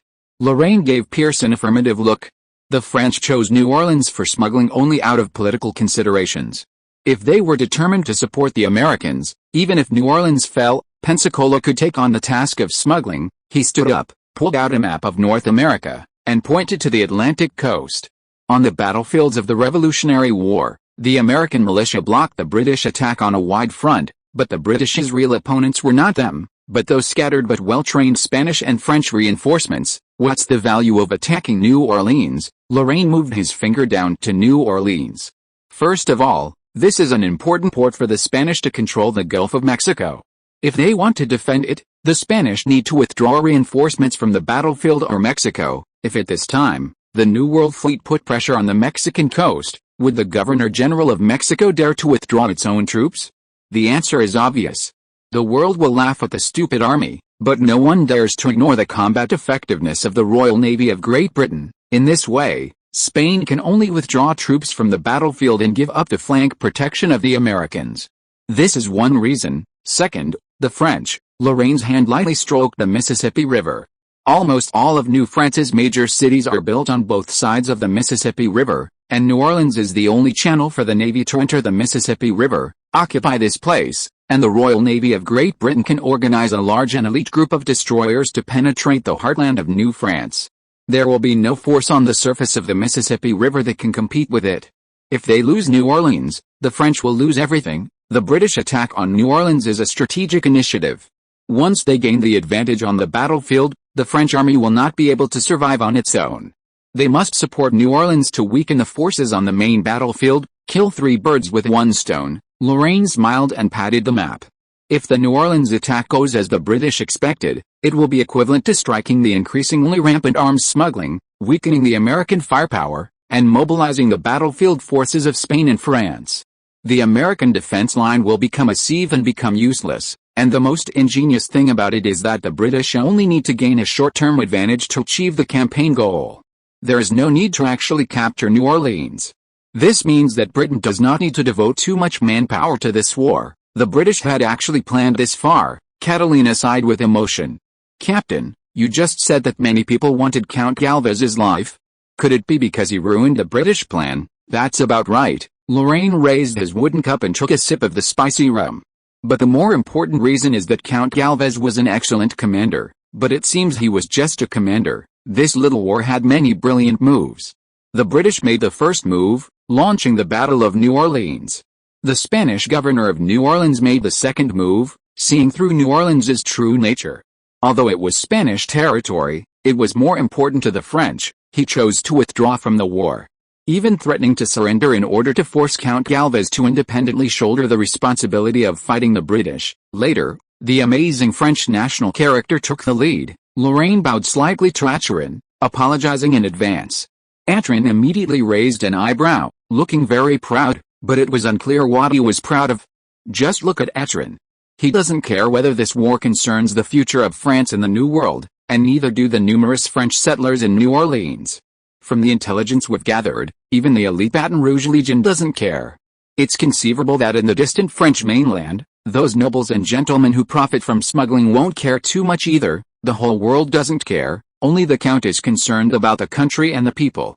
Forced into a corner, he chose to forcibly seize the smuggling rights, forcing merchants to work for him in the name of employment, and to bleed and sacrifice on the battlefield. You saw the result. The effect of this approach seems to be surprisingly good. France did not participate in the war, Spain did not participate in the war, and the Count, who participated alone, single-handedly withstood the attacks of the British army. Even the smuggling business in the port of New Orleans was not affected in any way. The British plan failed, and revenge on the Count is a very good way to vent their anger. Many smugglers died or went bankrupt in this war, and their hatred also needs a channel to pour out, and there are the great French nobles who have vested interests in this arms smuggling. Have you ever thought that if the Earl wins this war, will they still have a chance to recover their losses? Will anyone be willing to spit out the benefits that have been eaten by the Earl and the Legion? The malice of the whole world is focused on the high-spirited Earl. His patriotism and bellicosity directly dismantled the dining table, forcing everyone to squat on the ground, grabbing the steak on the plate with their hands and biting it, like a humble primitive man. Yatrin shrugged sympathetically, while Kren looked confused. He hesitated and asked, Captain, I understand why the British and smugglers hate the Count, but the French, if New Orleans falls, won't they lose everything? I said before, even if New Orleans is lost, the French can still smuggle, and no one's interests will be harmed. And will New Orleans really be lost? The Baton Rouge army is just outside the city, and the New Orleans army is in the city. More than 100,000 French and Spanish troops are wandering along the Atlantic coast. It will take less than a month for them to rush to the battlefield and save the situation. Only the Americans need to pay for this assassination. The rest, such as the British, French, Spanish, and even the smugglers, will not suffer any losses. They can continue to enjoy their lives and make profits as they should. Besides, it is not necessarily a bad thing for everyone if the Americans suffer more. The United States is big, and there are many Americans. Once the Continental Army suffers heavy losses, it means they will have to mobilize more militias and the demand for arms will be greater. This is a perfect marketing, isn't it? Kren was horrified and couldn't help but shudder. Then, what should we do now? We have always stood on the side of justice. Lorraine laughed heartily. It would be foolish to fight on the battlefield, and it would be too uncontrollable to wait for the Count to die. I plan to do what we are good at and protect the hero, Ladies and gentlemen, let us protect the heroes of France. Patriotism is not a crime. Chapter 134 Old Tavern. As a town renowned for its freedom and wildness, New Orleans boasts over a dozen red light districts. Taverns, brothels, casinos, everything that fuels human desire, are teeming here, providing countless livelihoods and pleasures. People often mistake this for New Orleans' underworld, but only those truly at large know that the true underworld never surfaces. Charles Street. This is perhaps the most law-abiding part of town. There are no casinos or brothels, no drunks roaming the streets, and no shady brokers lurking in the shadows. Instead, the streets are lined with formal shops, clothing stores, groceries, restaurants, and decorators.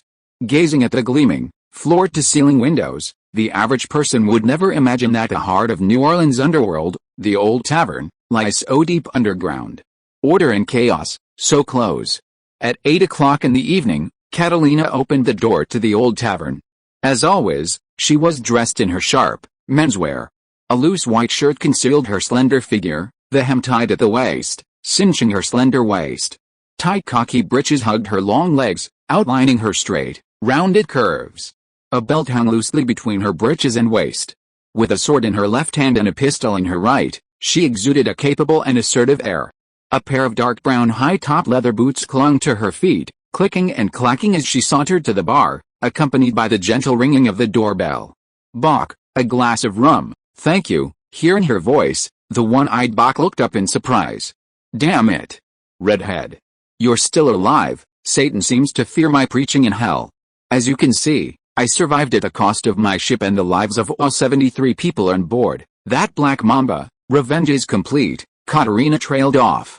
"Whether they go to heaven or hell, at least they can rest in peace." Bach's one eye flashed, and he quickly fished a glass from the cabinet, filled it with ice, poured it with liquor, and slammed it down in front of Katerina. "Your own glass, redhead." Bach, the know-it-all. "I really can't let you know anything." Katerina began to recount her adventures. "I was ambushed by Amy Fillard and my ship sank in the sea east of Barbados. Everyone on the ship died, and I was the only one who survived and escaped to Bathsheba. In Bathsheba, I met an English nobleman named Drake." Drake. Bach's voice trembled slightly with excitement. "It was indeed that Drake." Catalina laughed. "It's a pity that he is English. I deceived him with a false name, boarded his ship, and used his ship as bait to sink the Viper in the Fang west of Bridgerton. The Rattler escaped, and the remaining sailors, including Amy Philadelphia, were exiled to the nearby reefs and could not have survived. After avenging the crew, I disembarked in Kingston and traveled to Port of Spain, where I joined the smuggling ship Jackdaw and became the first mate there, and I still am now." "You joined the smuggling ship? Don't want to be a pirate anymore." "No, I'm a little tired of it." Bach sighed. "The Red Rose of the Caribbean has abandoned the pirate code. This will be big news." "Red Hair, let's be frank, who has the Pirate King's token now? Drake, your new captain, or Amy Philadelphia, whose life or death is unknown?" "They are not in my hands." Catalina curled up a smile. "I don't know where they are." "How much is it?" "It's not about money, old friend." Bach frowned.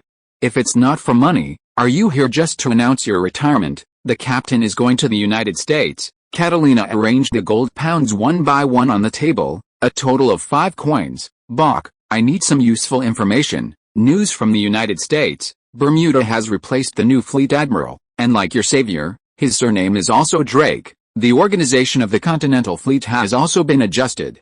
The 3rd-level ship Lion has been added, and the 5th-level ship Lowestoft, and the 6th-level ships Badger and Antelope have been transferred out. The overall combat effectiveness has been greatly improved. 10 days ago, Admiral Drake launched a new round of continental blockade, with Baltimore as the main target. The smuggling ships suffered heavy losses, and the French Navy is organizing a blockade. Jefferson suffered a political failure in Boston.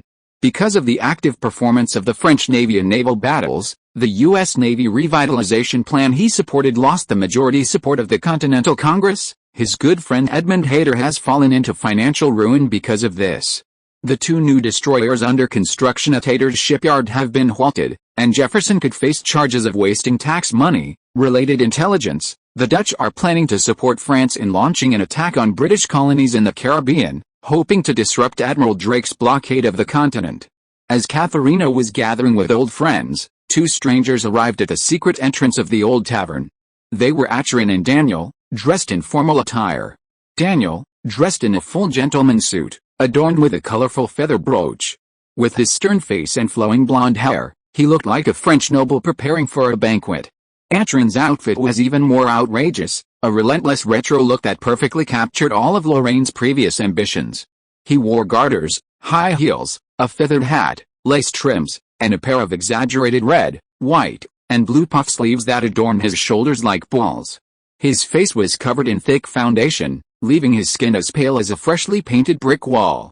As a true continental aristocrat, he had received comprehensive and formal social training, and possessed the necessary background to support him.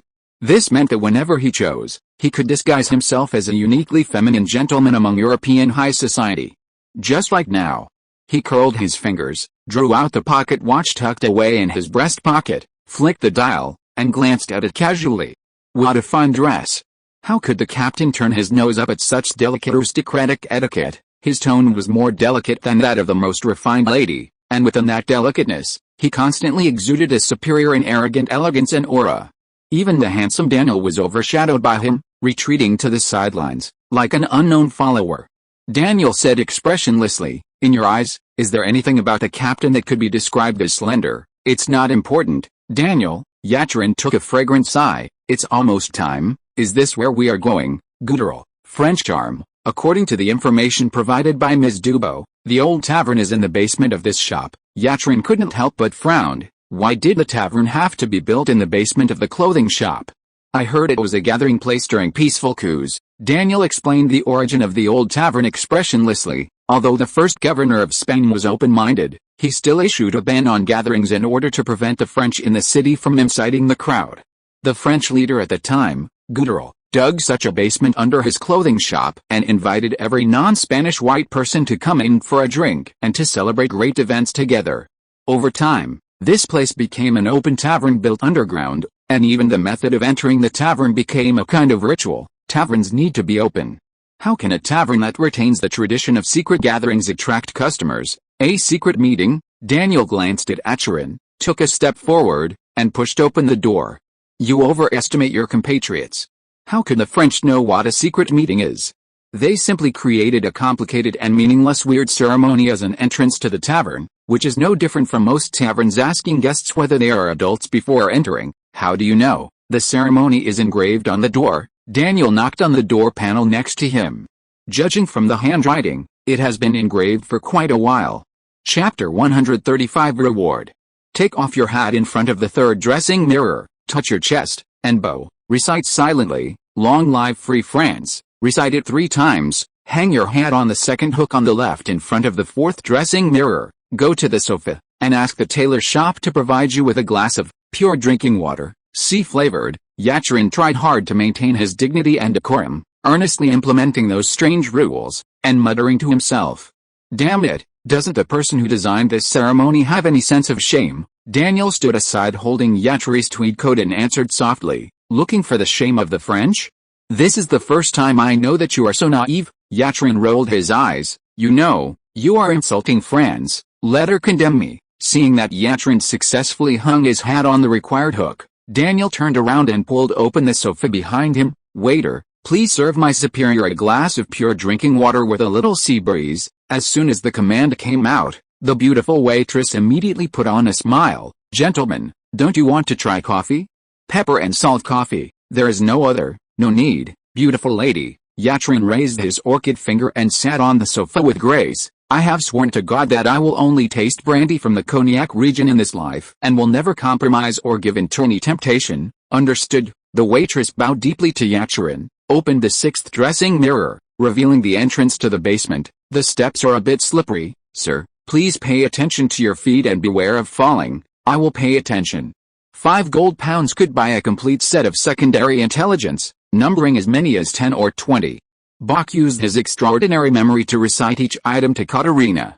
When he recited the 16th item, the doorbell of the tavern rang again.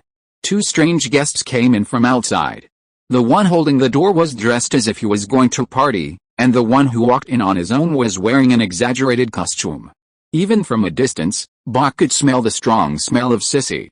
The sissy covered his nose with a handkerchief, frowned and avoided the passing drinkers with disgust, and walked to the empty booth in the middle of the tavern. The one who was going to the party passed him in 3 or 2 steps, pulled out a chair, took out a handkerchief and carefully dusted the remaining dust on the seat. The sissy was willing to sit down. After the sissy was seated, she waved and called the one who was going to the party to her side, whispering a few words.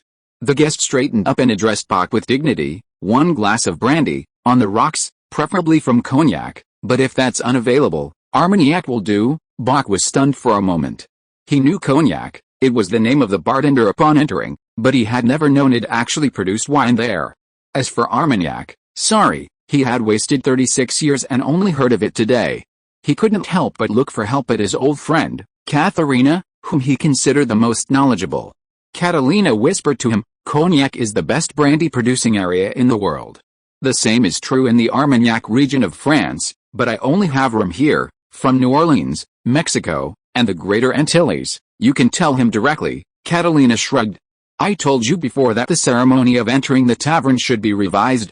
After a conversation like that, every guest who comes here will think that you offer brandy, but I run an intelligence trading station for the underground world, not a real tavern." Bach slammed the bar in annoyance. "Sophia, go introduce the new guests." "You'd better not bother Sophia." Bach was interrupted by Catalina before he finished speaking. She leaned over the bar, lowered her voice, and covered her face. "Look at what those 2 people are wearing, dressed, for opera singers? And for a banquet, you really should learn more common sense about aristocrats, lest you die inexplicably one day." "You mean, die?" Catalina took a deep breath. "Do you know who they are?" Bach shook his head blankly. "The sissy in costume you mentioned." He is not wearing a costume, but the most popular dress among the upper-class French aristocracy. This kind of dress is retro in style. Because it is cumbersome to take care of, it is no longer popular in most countries. Only the small circles in France, Spain and the Holy Roman Empire still love it. They call it the tradition and glory of the continental aristocracy. Continental aristocracy. Bach widened his one eye in horror. "You mean, that sissy?" "No, the noble person is a French aristocrat? Not an ordinary aristocrat." Catalina nodded solemnly. "Just as you guessed, he should be a real French aristocrat.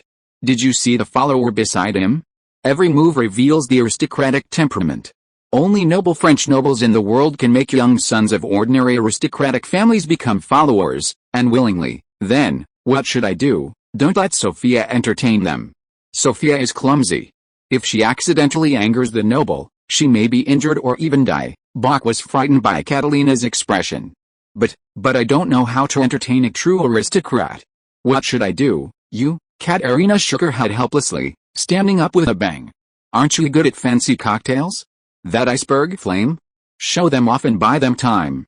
Sophia still has clean waitresses, right? I'll be there in a minute." A moment later, Katerina, dressed in a standard French black and white maid outfit, emerged from the bar, holding a glass of crystal-clear lime rum.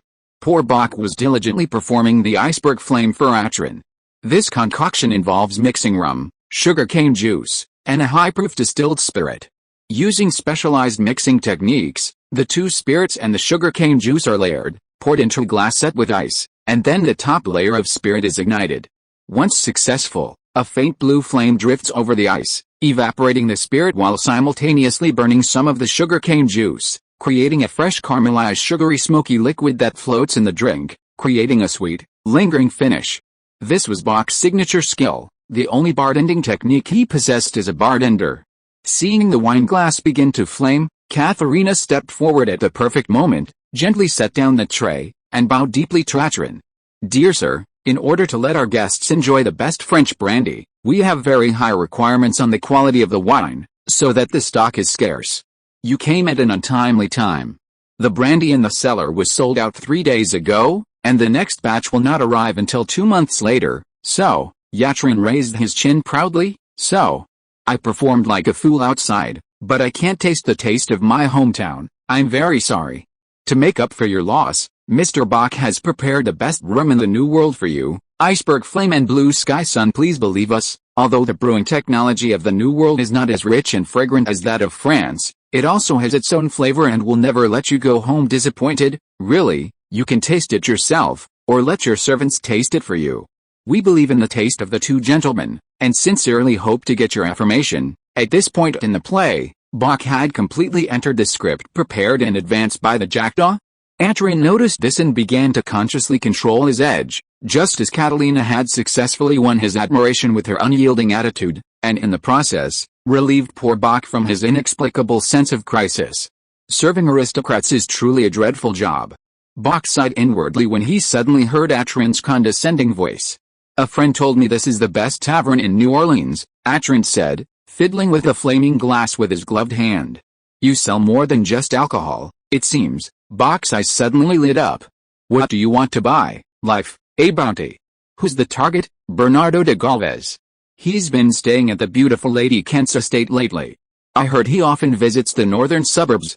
"What a disgusting fellow, Bernardo de Galvez." Bach chewed on the name, cold sweat gradually spreading across his forehead. He screamed in despair, his voice suppressed. You want to offer a reward for Count Galvez? The governor of Louisiana, New France, the Count Galvez, what's wrong? Is this tavern actually owned by Galvez?" Bach keenly sensed the discontent in Atron's tone, and then realized that the man before him was a French nobleman, even more distinguished than Count Galvez. A French noble offering a reward for assassinating a key figure in the New World. The reason was obvious. He swallowed hard. "Sir, we accept all orders. Count Galvez has a special guard protecting him, and he's recently sent many of his best men to the front. I'm afraid the ones left behind won't be able to break through the guards." "I'll take care of the guards," Atron sneered, standing up. He slowly removed his gloves and dropped them into the burning cup. "In 3 days, he will separate from the guards on the way to Kent Manor. You just need to seize the opportunity and you'll receive a generous reward." "Really?" Atron didn't answer Bach's question. He covered his nose and waved his hand, saying in disgust, "The air here is terrible. Pierre, let's go." "Yes, sir." Daniel picked up his small suitcase and placed it on the table. He turned around and led Atron out of the tavern, disappearing from sight. Bach stared blankly at the suitcase in front of him and the silk gloves blackened by the blue flames. He opened the suitcase woodenly and saw a box full of Louis d'Or. "Red-haired, how many gold coins do you think are in the box?" "Who knows? Count Galvez's deposit is at least £200 and at most £500, a bounty worth £1,000 to £3,000. Bach took a deep breath. "Are you and your new captain interested? You don't even know the name of that nobleman." "Bach, even if I ask, it's a pseudonym." Bach closed the box. "Such nobles cherish their reputation and will not lose their trust for just a few £1,000s, so this order is very reliable. I hope you take the order and we can split it 20% to 80%. You have been tempted by the devil." Catalina shook her head firmly. "Don't try to pull us in, Bach. We are legitimate smugglers and have no interest in this kind of unsecured money for life." "That's a pity. If you don't go, I might have to organize a lot of people." P.S. The French aristocracy system is divided into French nobles and ordinary nobles, and their status is similar to that of the British House of Commons.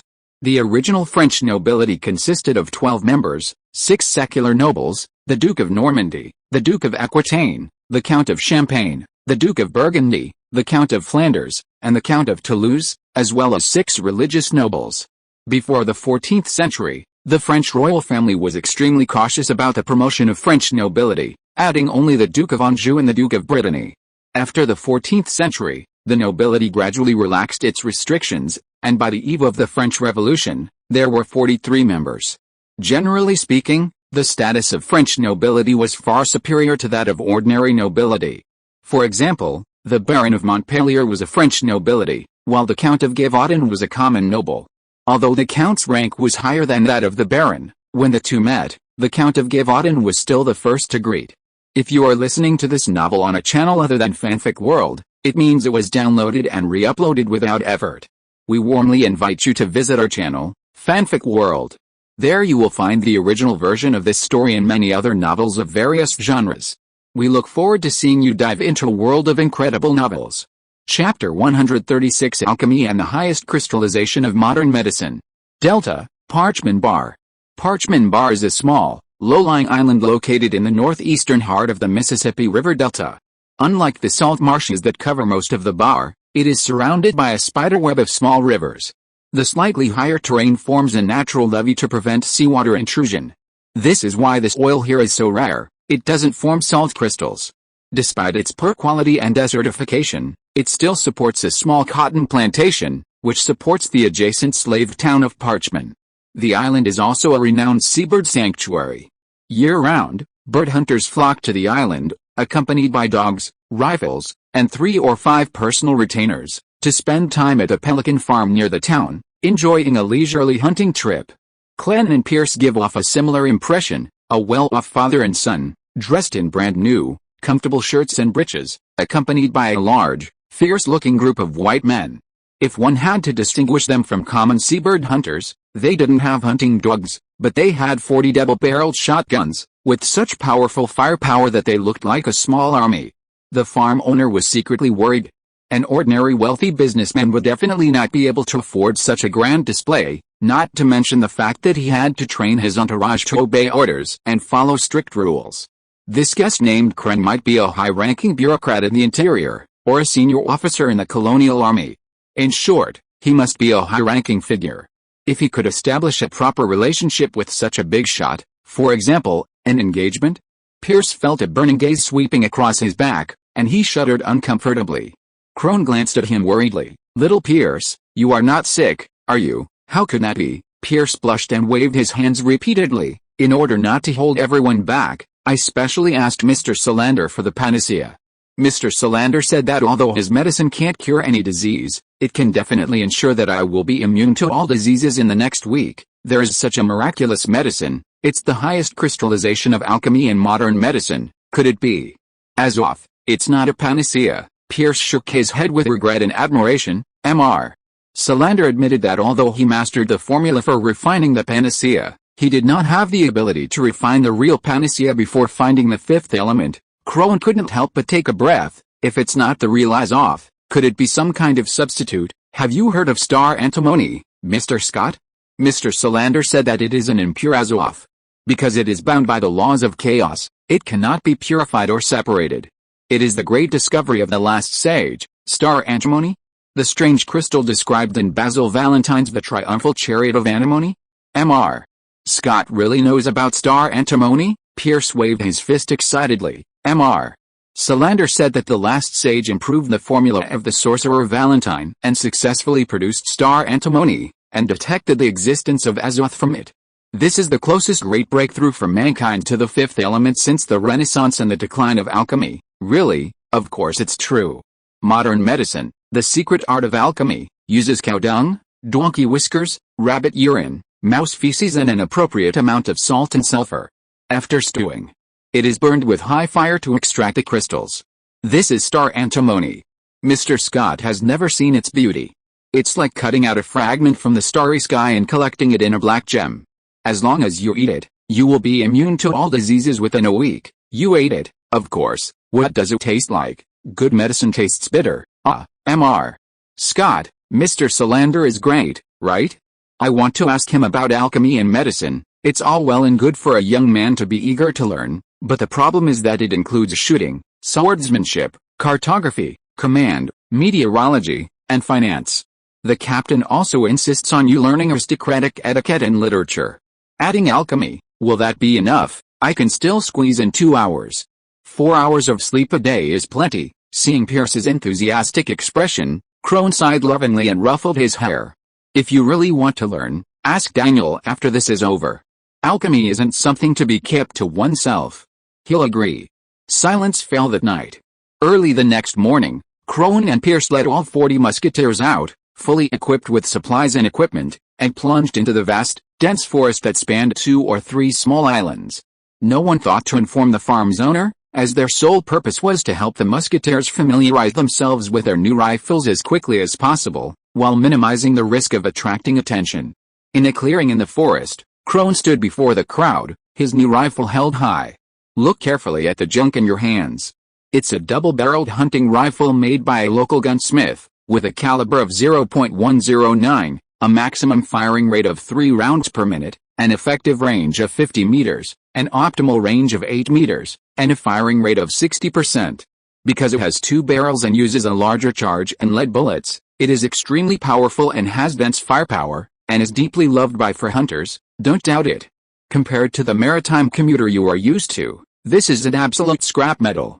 But, it is your new weapon, You are all long-term sailors of the Chamber of Commerce and the most loyal subordinates in the captain's heart. When the captain transferred the entire musketeer team from the Golden Deer to the Jackdaw, you should have understood that our identities must not be exposed. Therefore, the maritime commuter was left on the Golden Deer, including your hunter Mr. Otis. You must familiarize yourself with the new gun and become proficient in the new gun. This is your mission. Next, groups of 4 will fire at least 100 rounds per day. The captain's requirement is that each group maintain uninterrupted firepower while standing and maintain consistent suppression while moving. You only have 3 days, so beware of the venomous snakes in the woods and the crocodiles by the water. Now, disband? Yes, sir. The coordinated musketeers quickly split into 10 groups, dispersing like fireworks into the tranquil jungle. Soon, the sound of intense gunfire echoed from the woods. Pierce was leaning on a Kentucky rifle that was taller than him, his face full of depression. 2 barrels, 3 rounds per minute. Even if the firing rate is not very reliable, their team's firing rate is much higher than the maritime commuter. Kren looked at him with a helpless smile. You are a hunter, and this is a land battle.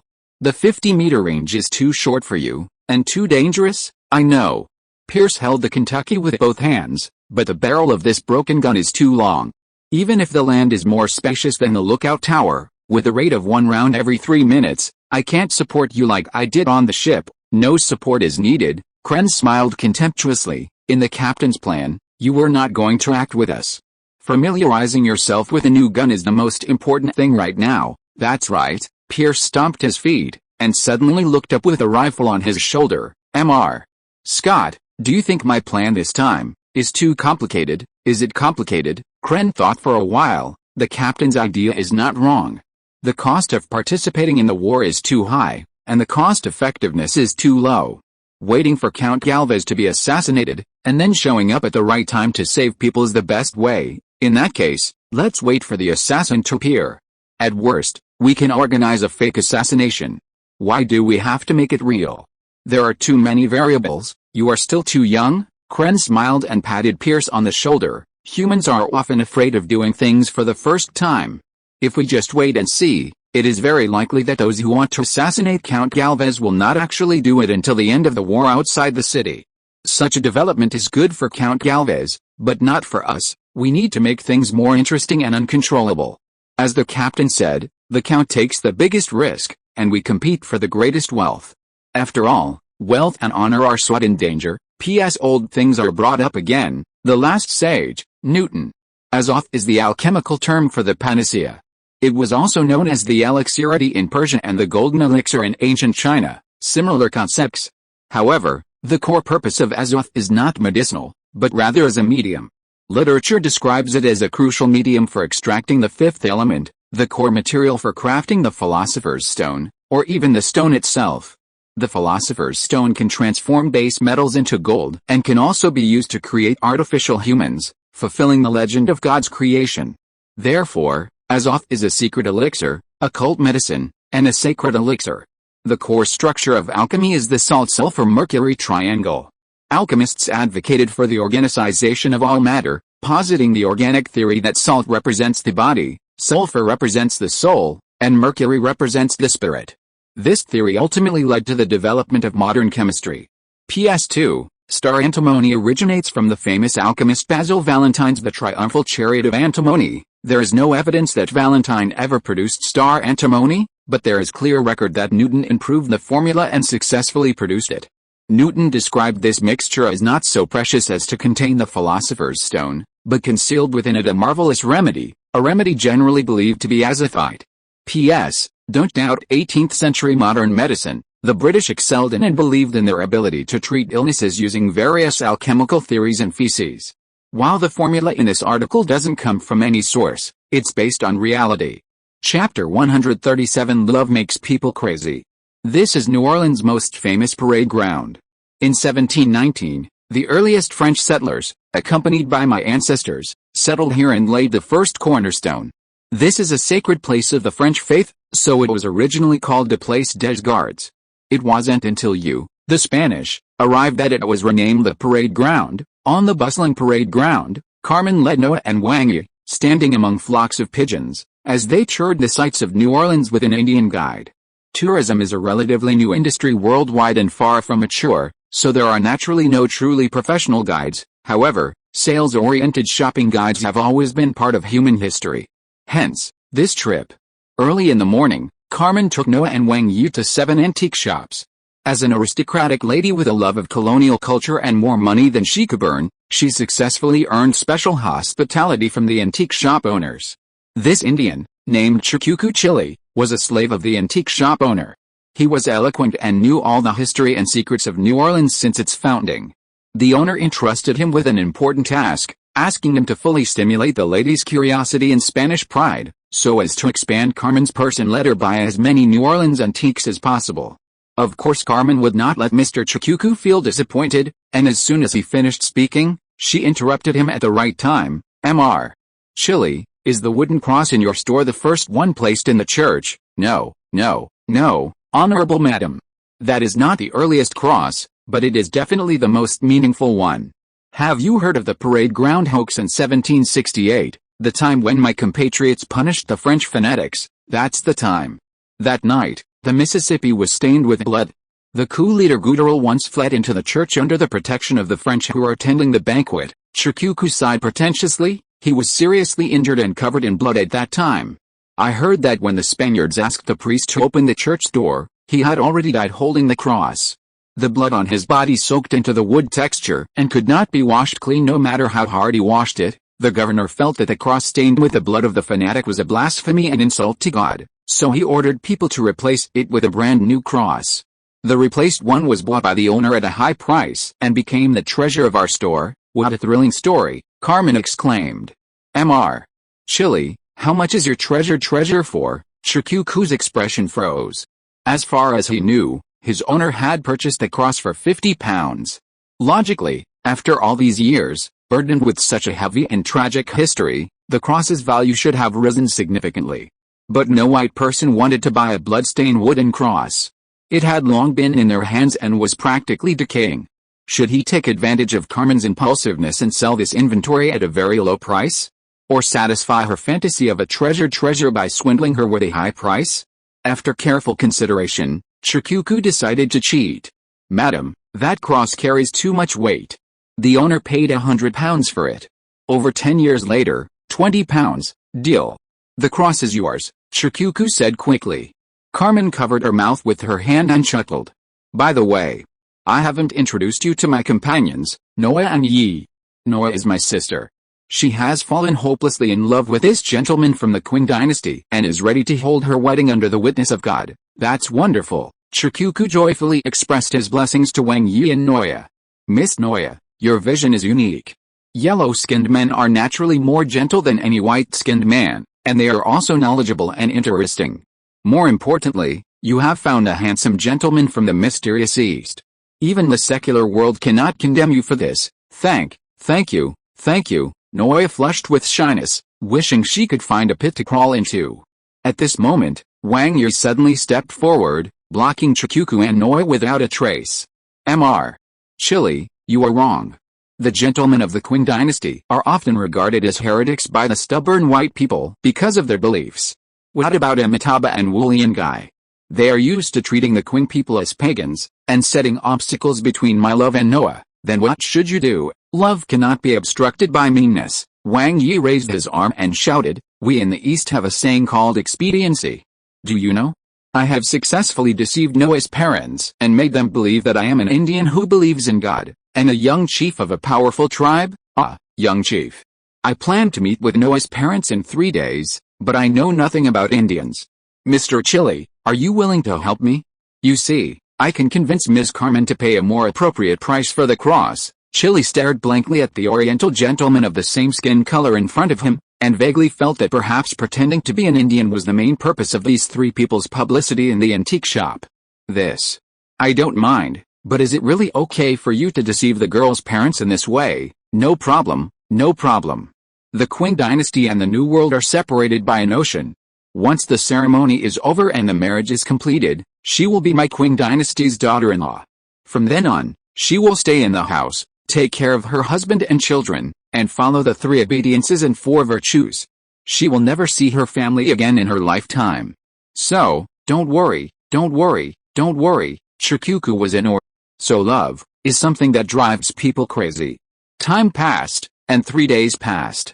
The night was dark and windy, and the sky was filled with murder and arson. Today was the day the grand plan began.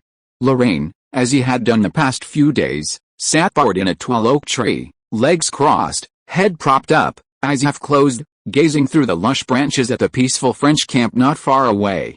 This was the Baton Rouge army, but as night fell, the long lines of people outside the camp disappeared.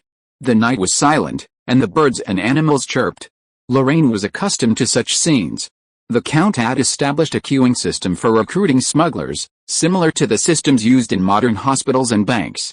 Each aspiring merchant received a number plate, which determined their order in the queue. Only in the event of a vacancy or a missed number would a subsequent merchant be given a chance to fill in. Those who missed their number would be given a second chance, eliminating the need for days of tedious waiting due to a momentary mistake. Queuing was useless, but not queuing was also unacceptable. Under the Count's strong leadership, everyone strictly adhered to the Legion's closing times, gathering when the camp opened and dispersing when it closed. The long queues ensured the Count would never be short of manpower. The fighting on the front lines was not intense. According to Lorraine's observations, only about 500 men were recruited daily to replace casualties, roughly the same number that 10 smugglers could provide. Aside from these lucky few, all the others could do was be patient. Furthermore, Lorraine also established one crucial aspect, the Count's daily routine. Every gentleman strives to maintain a consistent sleep schedule to ensure a fresh start the next day, and the Count is no exception. If Lorraine's pocket watch isn't running too far, the Count's departure time for the night is not far off. Thinking of this, Lorraine sighed and crouched down once more, almost completely slumped over the branch, like a black-skinned tree lizard, blending completely into the night, making it difficult to see what he was. A rustling sound echoed behind him. Lorraine turned to look and saw Hannah, clad in a black smock, descending against the wind, landing steadily on the branch behind him. Her movements were so light, her expression so calm, that she looked incredibly handsome. He glanced down at his feet in frustration. Isn't this the tallest tree around here? Yes, then how do you manage to always descend from it? Could the assassins fly? I haven't learned it. Hannah acknowledged the assassin's ability to fly. With a flick of her hand, she pulled a sling from the branch and carefully pocketed it. The Count has come out. Now, I've made some noise. He's searching the barracks for intruders. If I'm right, he'll be inside for 20 minutes at most before giving up and leaving, in a carriage like the other day. Same. In that case, let's split up. With that, Lorraine flipped over and leaped from the branch, tapping his feet repeatedly on the tangled branches. In a few breaths, he was on the ground, running along the straight road outside the barracks. After running nearly 2 kilometers, he stopped and reunited with the sailors and crew who had been ambushing him in the woods. Kren came forward from the woods, nervously lowering his voice. Captain, the hostage is here. Lorraine gently adjusted his breathing. Hannah will hang a bunch of acorns outside the carriage in a while. That thing is very conspicuous in the night. So don't worry, you will definitely not miss it. Chapter 138, Remarks on the Release. Let me get to the point. It's launching on Friday, June 19th, and I hope to receive your subscription support. First, a brief update on the status of Pirates. As of last Sunday, we had 8,000 subscribers and 13,000 recommendations, with daily referrals ranging between 300 and 400.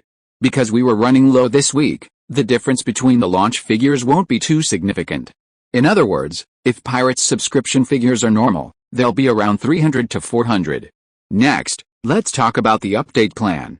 On the first day of launch, Friday, June 19th, there will be 5 updates. Excluding the morning update, the remaining 4 will begin with VIP activation, around 12:30 p.m., with updates every 15 minutes to prevent irregular chapters. The second day's updates will depend on the average subscription figures from the first day. For those with less than 500 subscribers, I'll post 3 updates. For those with more than 500, I'll post 5. If everyone's supportive enough to let me push the envelope, I'll post 10 updates. I'll work through the night on Friday night, and I should be able to meet both the quality and quantity requirements. I won't promise more, to say so would be deceiving both myself and others. Then, regardless of the day, Saturday updates will begin at 9 a.m., with updates every 30 minutes. This is primarily to prevent random chapters and has absolutely nothing to do with delaying tactics, seriously. On the third day of the release, Sunday, under normal circumstances, there will be 3 updates, and under extremely abnormal circumstances, there will be 5 updates. Update times: 9 a.m., 12 p.m., 5 p.m., 8 p.m., 10 p.m. On the 4th day, updates will resume as normal, from 9 a.m. to 5 p.m. Absent force majeure, there will be no interruptions. If there are plans for fewer or more updates, we'll announce them in advance, but neither scenario is likely to be too common. That's the update schedule for the release. For those interested in subscribing or those planning to switch, please remember to adjust your reading schedule. Finally, let me shine a light on the truth. Writing is not easy, so I hope everyone will support legitimate reading, crossed out. I hope everyone will support legitimate reading on Gideon, end of the main article, and now on to the meaningless Easter egg segment. Before I knew it, this is already the 3rd time I've written a thank you note for the release. In 2018, I wrote Super Amateur Feng Shui Exploration, which finished normally with around 600,000 words.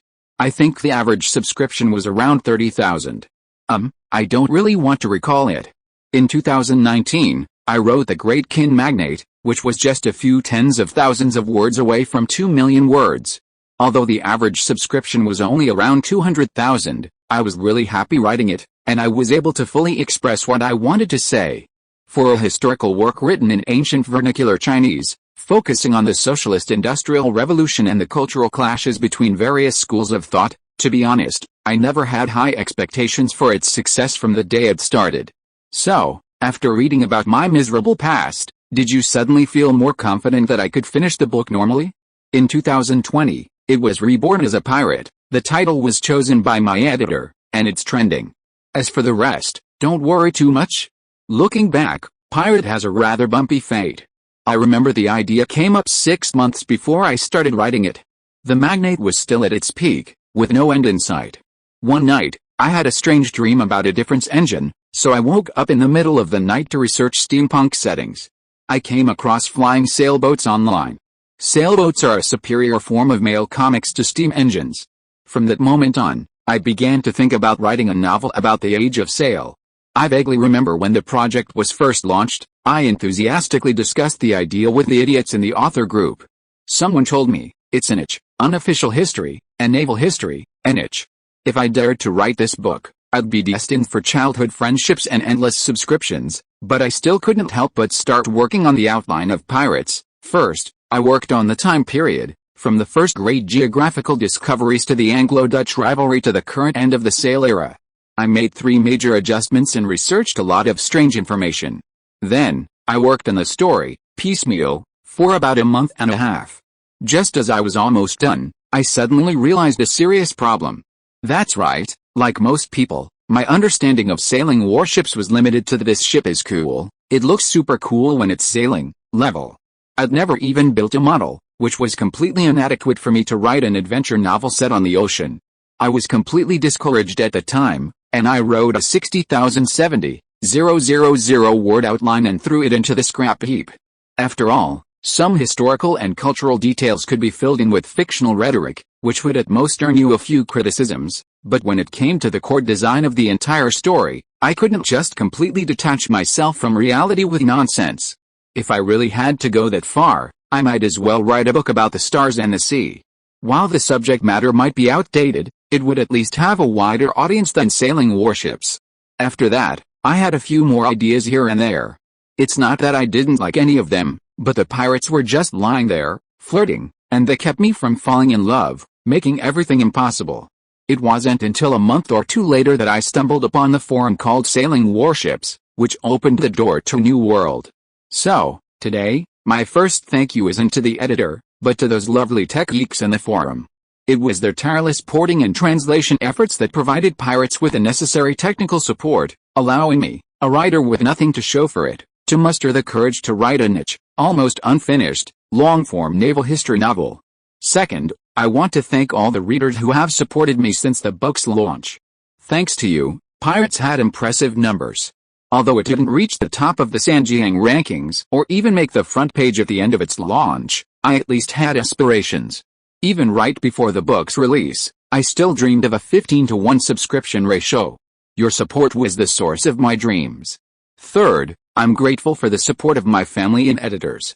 Due to a job transfer, Pirate's original editor, Huyata, was transferred to the Urban Channel midway through the book's run. The new editor, Shan Yuta, has just joined and is very kind and helpful. Thank you. Finally, to get back to the point and stay true to our original aspirations. Isn't the launch speech just a way to beg for subscriptions? What kind of place is Kidian? Before May 15th, this place was considered a place of deification. After May 15th, it suddenly became a Victorian London factory, and we writers seemed like child laborers. Oliver Twist was written specifically for us. But what does Lu Xun's words have to do with me, Zhou Shiren? Perhaps I'm older, and have been subjected to society's harsh treatment for a longer time. In my eyes, Kidian has always been just a place similar to the opera theater. The owner of Kidian set up a stage in this empty space, and we, the novice actors, took turns on stage, while in the audience sat you, the amateurs who love opera but are too lazy to sing. If a few people listened, I became an opera singer. If more people followed me, I might become a star. If I had a huge following, I would naturally become a master, like Master Mei Lanfang. From its inception, the cultural industry has been commercial in nature. The recognition and breadth of its audience are the only criteria for its success. In the opera theater, that criterion is ticket sales. Didn't you see that when Van Gogh was alive, even if he had to trade his paintings for a piece of bread, he would still thank the person profusely and offer a favor?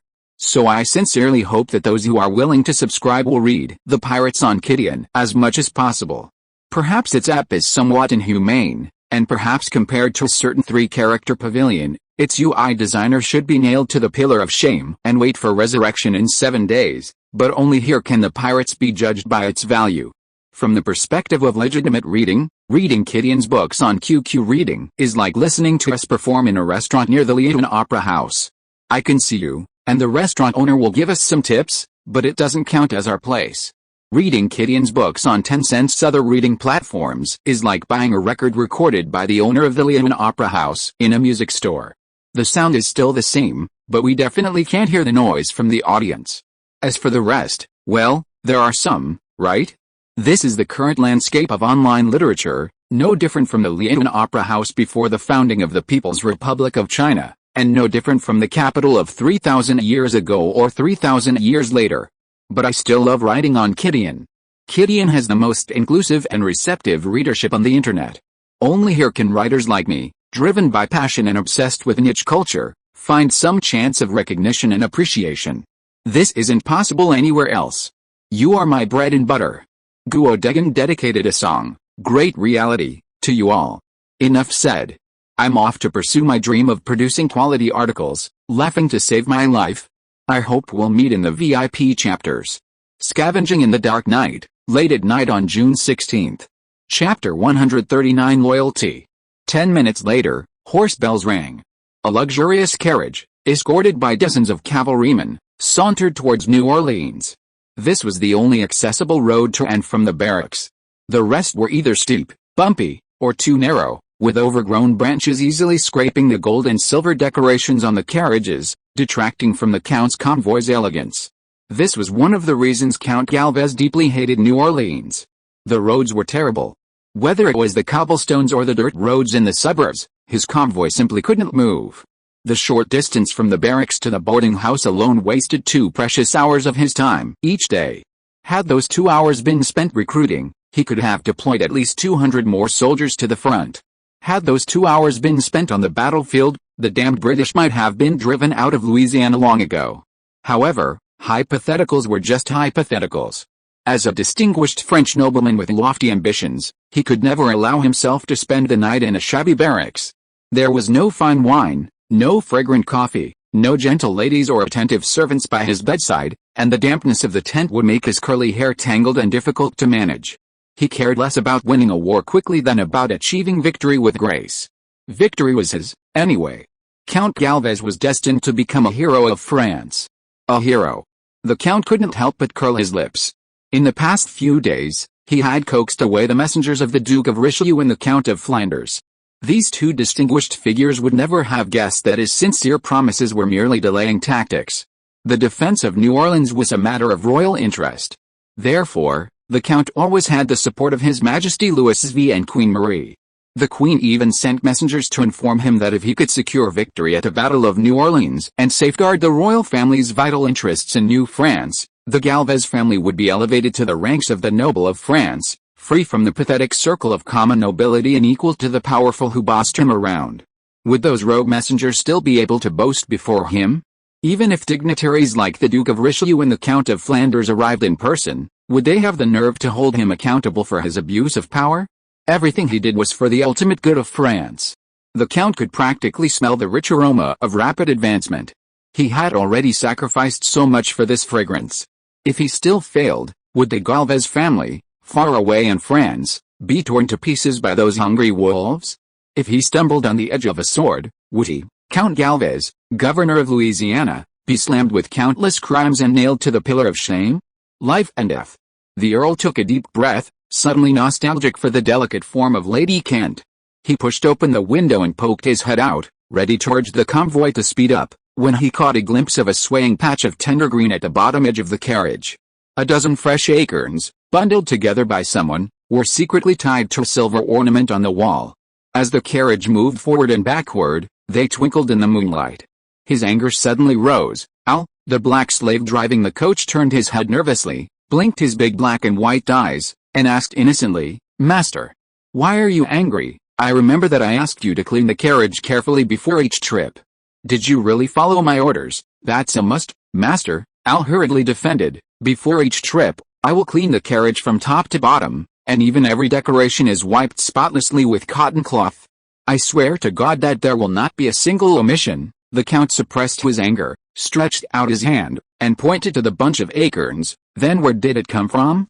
Did you do the same before leaving the barracks? This bunch of acorns, do you want to tell me that this bunch of dirty things was hung up by a mischievous farmer after we drove out of the barracks? Could that farmer approach my carriage in front of dozens of guards and hang an evil accessory called malice on me?" Al's face was pale, and even the hands holding the reins began to tremble. Master, please believe me. I guarantee this acorn cluster wasn't there before we left the camp.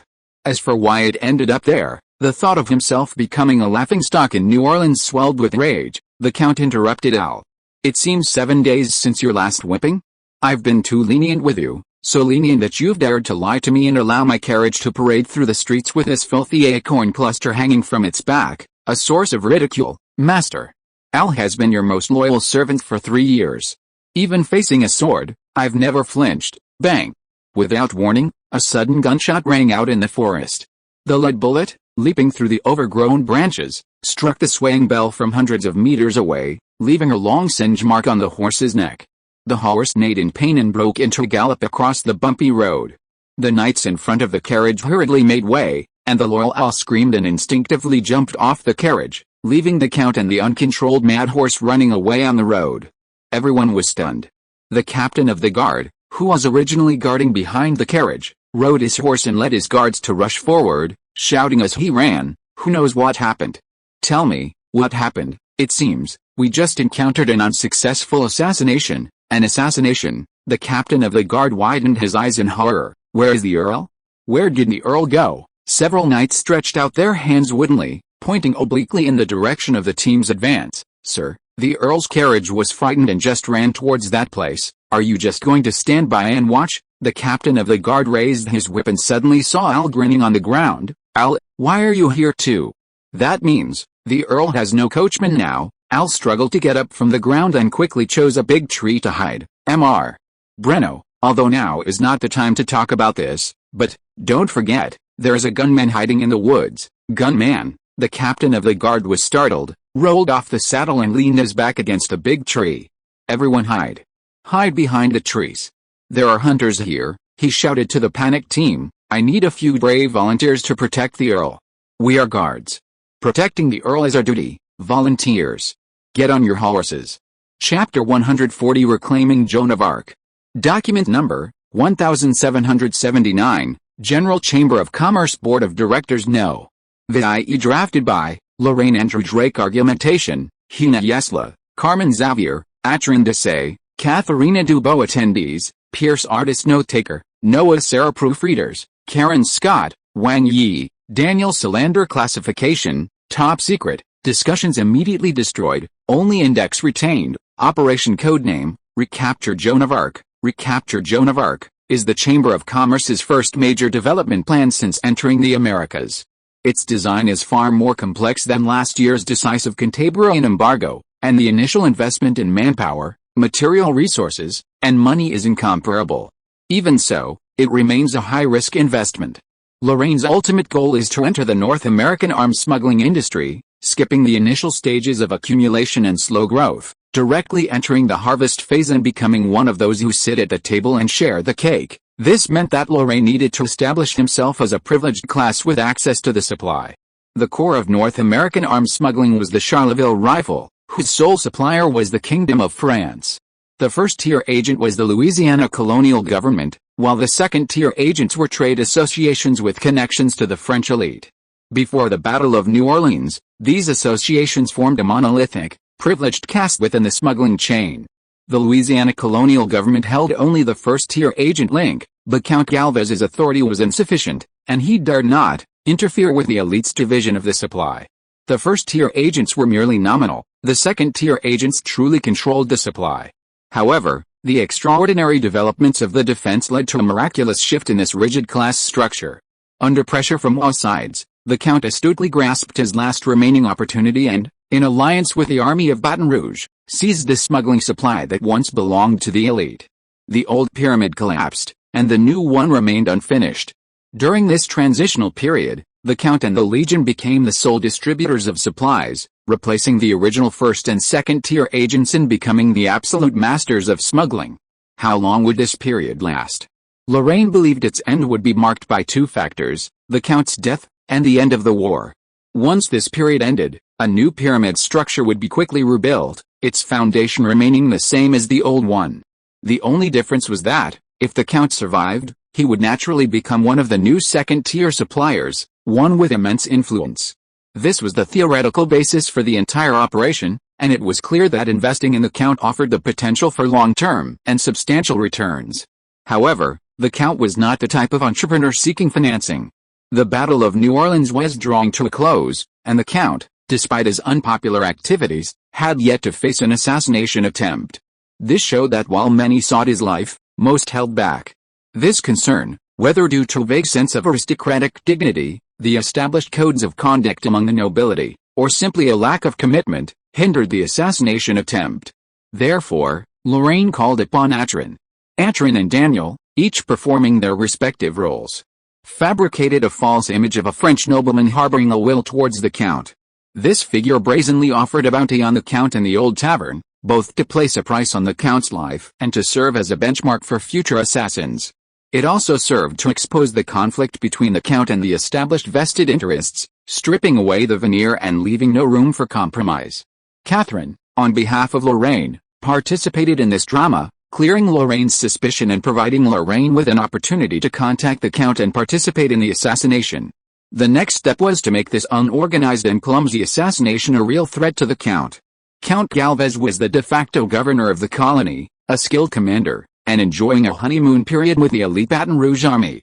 Even if there were absolutely compelling reasons to assassinate him, the perceived success rate would still dampen most people's impulse. Lorraine needed to make everyone believe that assassinating the Count was a joyous and easy undertaking.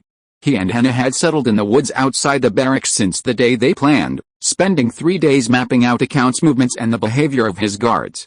Then, Henna marked the Count's vehicle, and Pierce fired a precise shot from 150 meters away, severing the Count's connection to his guards. This created the perfect conditions for the assassins and set the stage for Lorraine's heroic rescue. This series of maneuvers would leave the Count teetering on the brink of death for a long time. Even if he ultimately survived, those with a keen eye would see that this distinguished and talented commander had been cornered by a group of improvised thugs. No one would care about the success or failure of this assassination attempt. New Orleans has never lacked thugs, and the world is no shortage of warriors willing to risk their lives for wealth. As long as the price-performance ratio is right, a steady stream of people will follow Lorraine to the dragon's lair, dreaming of becoming the lone hero who slays the dragon and achieves fame and glory.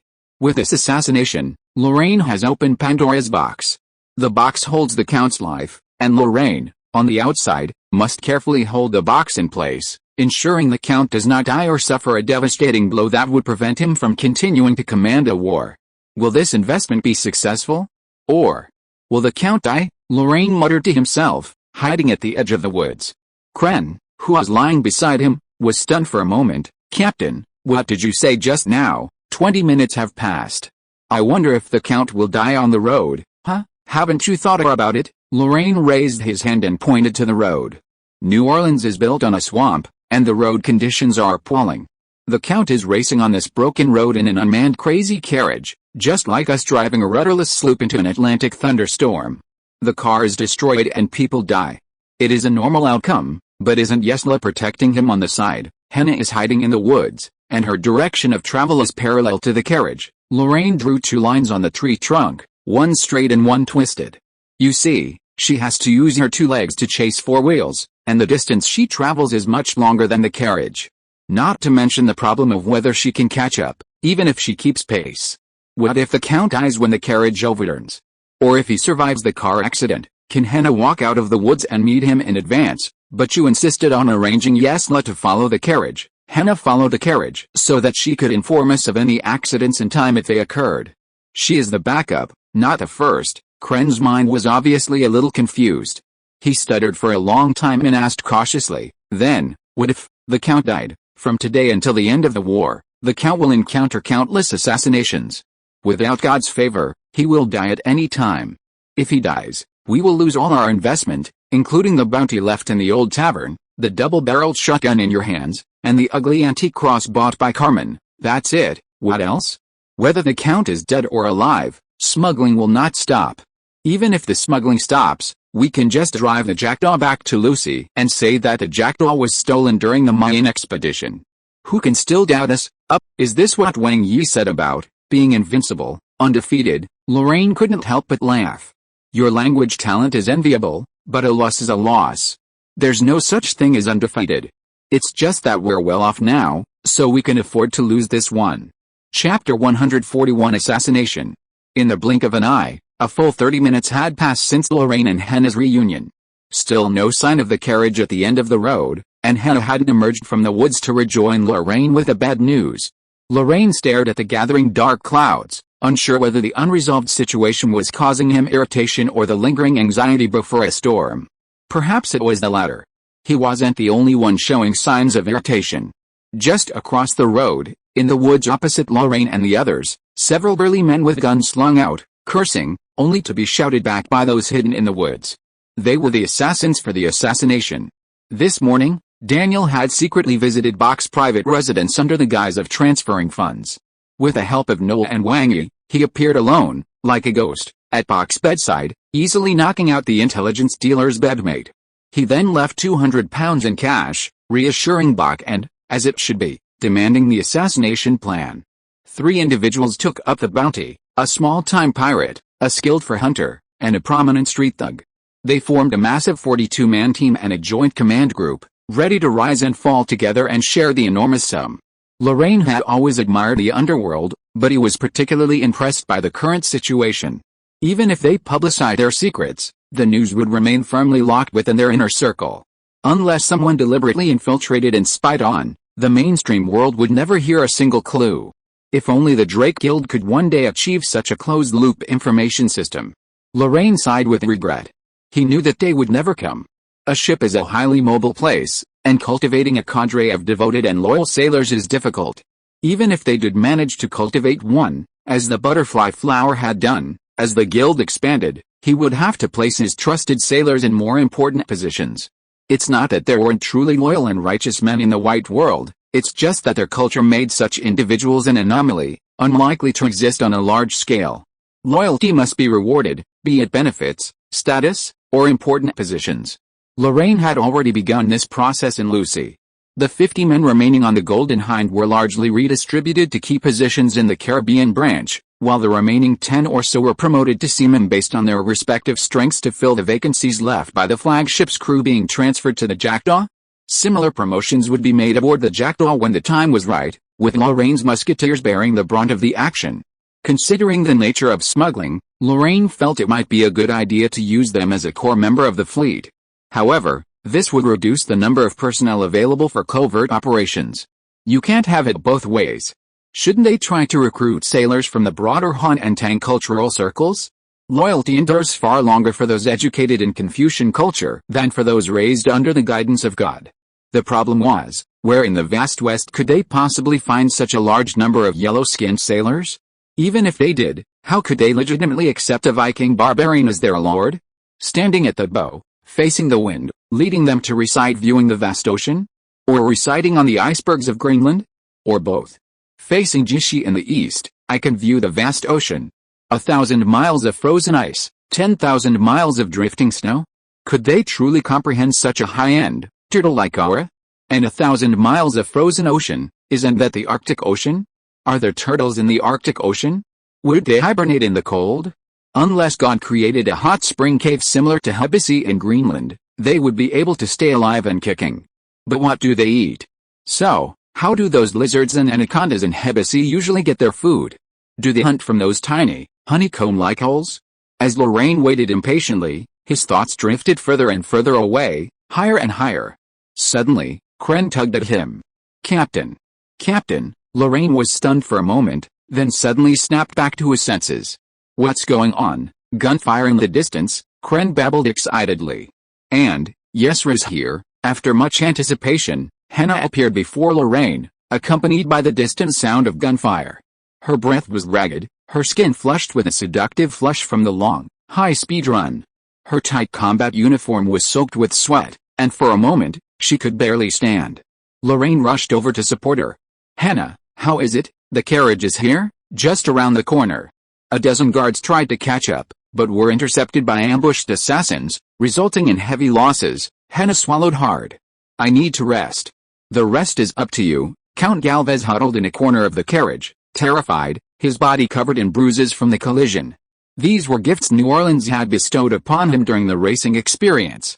Thanks to the God-cursed, awful road conditions, the carriage jolted with a jolt of impact. All four wheels barely touched the ground simultaneously, leaving the Count in constant danger of tipping over. All he could do was pray. Perhaps because the carriage was moving too fast, or perhaps because the location was so remote, it seemed his prayers went unheeded. He was being assassinated. He saw only the first shot, a missed shot that startled the horses and frightened away the groom he had so often proclaimed his loyalty. His guards, so highly trusted, used their expert horsemanship to shrug off the road. No one tried to control the frightened horses, no one tried to rescue their master. It was a conspiracy. The carriage took flight again, then landed heavily, and the Count took his place, slamming headfirst into the solid roof and slumping, like a bow, onto the seat opposite. The Count was blinded by the blow, losing all awareness of his surroundings and immersing himself in a world of chaos. Miraculously, his thoughts opened up. This must be a conspiracy. Someone had bribed his grooms and his guards. Most of them had been bribed, complicit in the assassination. Who bribed them? During the war, all the guards had their leave cancelled, and his grooms were slaves brought from Europe, 2 generations of his family's servants. Who could have bribed them in his presence, without anyone noticing? Only the messengers of the Duke of Richelieu and the Count of Flanders. Those bloated French nobles had finally taken action against him. The Count rubbed his head and took a deep breath. These despicable nobles must not have bribed everyone, otherwise they could have let the guards or grooms do the work, which would have greatly increased their chances of success. There were still noble knights loyal to him. Because as he raced, the Count heard the clatter of panicked hooves, anxious shouts, and the thunderous roar of gunfire. Behind him, a battle raged. His loyal guards had fallen into a trap, an ambush, and were fighting tooth and nail. He had no guards at his side. Without them, what awaited him? A car overturn? More assassins? Execution? Or torture followed by execution? Death seemed certain. A deep sense of despair enveloped the Count, and in his despair, he heard Cerberus's howl. Bang! A sudden gunshot, followed by the neighing of galloping horses. The world turned upside down. He had finally overturned, and it wasn't the bumpy road, but someone had shot his horse. He was thrown hard, and the sturdy carriage, dragging the horse's corpse, tumbled and rolled along the lowest road, scattering the ornate gold and silver ornaments. He curled up in the small carriage, rolling around like a ball, unaware of the injuries, the pain. He simply clutched his head, shielding his body, struggling to stay alive. After a long moment, or perhaps only a moment, the tumbling stopped. Trembling, he leaned against the collapsed carriage and tried to stand. A piercing pain shot through his hip, radiating through his back, shoulders, shins, and forehead.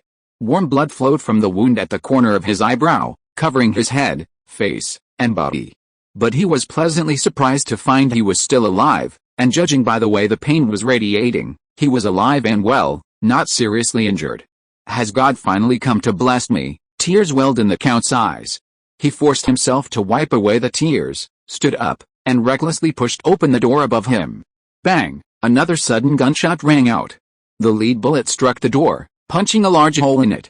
More gunfire followed. Bang! Bang! Bang! Bang! Bang! Bang! Bang! Bang! Bang! Bang! Bang! Bang! Bang! Bang! Bang! Frightened, the Count once again huddled back, clutching his head, trembling, helplessly listening to the frantic shouts outside. Kill the foolish French! Kill the French! Go drink the strongest liquor and sleep with the hottest women. Kill, protect the Count, engage. Engage. All groups spread out, suppress the target, take evasive action. The gunfire continues. Engage. Bang, bang, bang, bang, bang, bang, bang, bang, bang. More gunfire rang out from the other side of the carriage. The Count couldn't see what was happening outside, but he vaguely sensed another wave of troops approaching the battlefield. Reinforcements? But how could they be here? Had his guards broken through the blockade and arrived just in time? He couldn't figure it out, and the situation didn't allow him to think clearly, because he could hear voices coming from the bottom of the upright carriage. Is that Count Galvez inside? Please try to stay close to the roof of the carriage to avoid unnecessary accidental injuries. Hardly had the words fallen, and before the Count could react, a sledgehammer came crashing down, smashing the wooden planks with a single blow, leaving a fist-sized hole in the bottom of the carriage. A pair of brown eyes peered through the hole, meeting his gaze with a smile. I'm so relieved to see you're still healthy and energetic, the eyes said. The Count swallowed hard, his face pale as he pressed against the roof of the carriage. You are. My name is Edward Kenway, a free smuggler. Don't worry, I'll get you out. Chapter 142. The same timeline. In a desolate suburban lane, an overturned carriage. The wind picked up from the wilds, whipping through the trees and stirring up dust. In the distance, dark clouds gathered, layer upon layer like rolling cotton balls, echoing the faint sounds of fierce gunfire just beyond their sight, like muffled thunder, shaking the heavens and the earth. If all this were still painting, then every person within it was an element, even the most insignificant. Those hiding in the woods, those in the carriage, those holding their breath, those on edge, existing and yet not existing. Ever since the shot that killed the galloping horse, this Schrödinger-like stalemate had persisted for a long time. Lorraine's heart was in his throat, rumbling like a hammer, feeling as if it would burst out at any moment. The carriage had overturned. Less than 20 meters from him, the speeding carriage flipped over, crashing to the ground with a loud bang, scattering the scattered decorations on the ground and leaving long, fresh scars in the wet soil. The car accident was so tragic. Is the Count still alive in the car? Lorraine wanted to send someone to investigate, but his reason told him that it was far from the time for them to show up. Showing up too early would mess everything up. The assassins hiding on the opposite side might be scared away and cancel the assassination plan. Once they ran away, Lorraine's presence would become embarrassing. No matter how fancy his explanation was, he would not be able to get rid of the suspicion of being an assassin. This would be the worst outcome. So, wait. On both sides of the woods, the gunmen with ulterior motives held their breath and waited in silence with the carriage as the center, competing in patience, and no one took the initiative to act.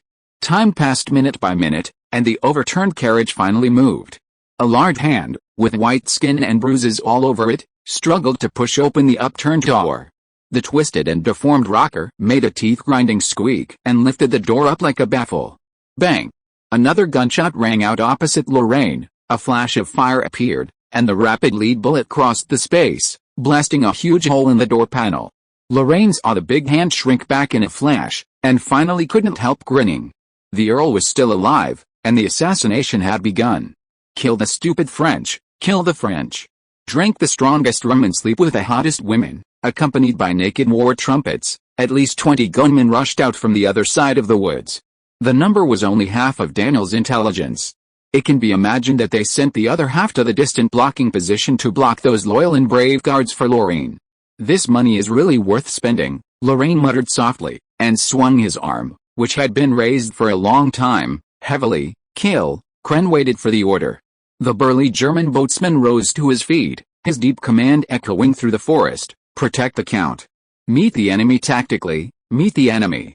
Form your ranks, fire continuously." Fire, fire, the jackdaw charged into the fray.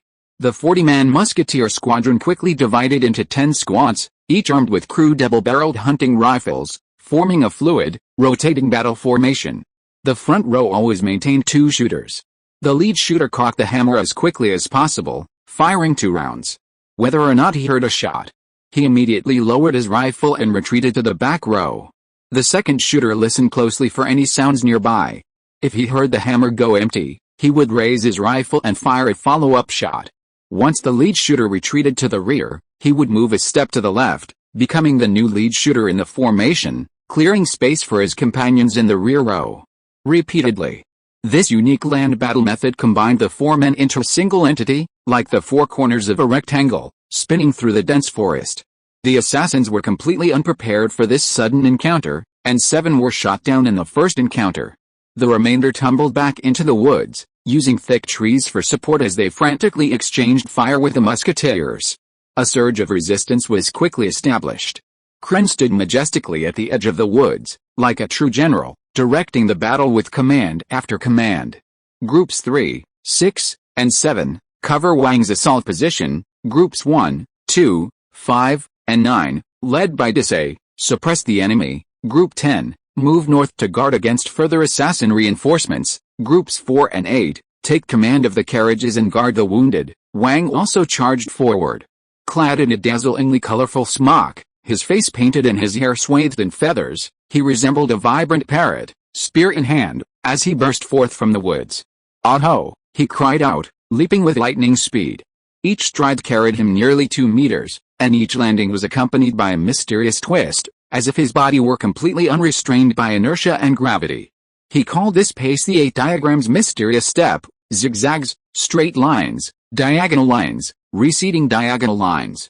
Wang Yi, like a flea, was in high spirits, single-handedly drawing nearly half the enemy's firepower. Amidst the roar of musketry, he danced alone, seemingly dangerous, yet in reality, at ease. Because the lead bullets actually fired at him were few and far between, any enemy gunner who showed his face would be quickly cut down by the volley of fire from behind Wang Yi, leaving only a handful of men with a chance to pull the trigger. He charged brazenly into the dense forest, swung his pistol, and with a whistling sound, pierced an assassin's belly. "Sun King of the Incas, protect me!" Wang Yi's battle cry, a mixture of Beijing dialect, Cantonese, a swaying French melody, and a hint of Zhuangzi dialect, was so chaotic that even his master's spirit in heaven couldn't make it out, yet the terrified assassins miraculously recognized it. The leading fur hunter cried out in terror, "It's the Inca warriors! Those legendary gods of death, the Aztec eagle warriors!" Whoosh! Wang Yi, descending from the sky, stomped him to the ground, pinning him with his heavy leather boot. Leaning down, he slowly drew the scimitar from his waist. "You're wrong," the captain said. "I'm an eagle warrior, a new century eagle warrior. In Quechua, that's Eva." The scimitar swung, blood splattering everywhere. The battle was raging. Kren and the musketeers had already taken control of the battlefield. The assassins on the opposing side were pinned down by intense firepower, unable to raise their heads. The charge of Wang Yi and the commandos had thrown their dense forest positions into chaos. Lorraine patted his collar, stood up, and snatched a massive iron hammer from Kren's back. He held it upside down and walked towards the carriage with a steady step. The carriage was incredibly sturdy. After his initial panic and breathlessness faded, Lorraine noticed that despite the horrific overturn, the bread-shaped carriage had surprisingly not warped or deformed, nor had its pillars broken. This indicated that the carriage was clad in iron. The assassin hadn't been completely apprehended yet, so climbing aboard now would serve as a cautionary tale. He wanted to impress the Count, who had escaped death, but he didn't want to take too much risk. Lorraine surveyed the carriage, which lay reclining on the ground, with a frustrated look, and decided to resort to some violence. He walked over to the carriage, facing the horribly twisted axle and wheel hub, and with a pop-ha sound, rubbed his palms. Is that Count Galvez? Please stay close to the carriage roof to avoid any accidental injuries. What? The response from within the carriage was a mixture of surprise and panic, but Lorraine had no desire to engage in conversation. He simply raised his sledgehammer, twisted his waist, spun his heel, and brought it down hard between the axle and the frame. The hammer easily tore a large hole at half a man's height. Lorraine pulled out the hammer, leaned down, and put on as friendly a smile as possible. He saw a miserable-looking nobleman with a pair of dull and slightly fierce green eyes.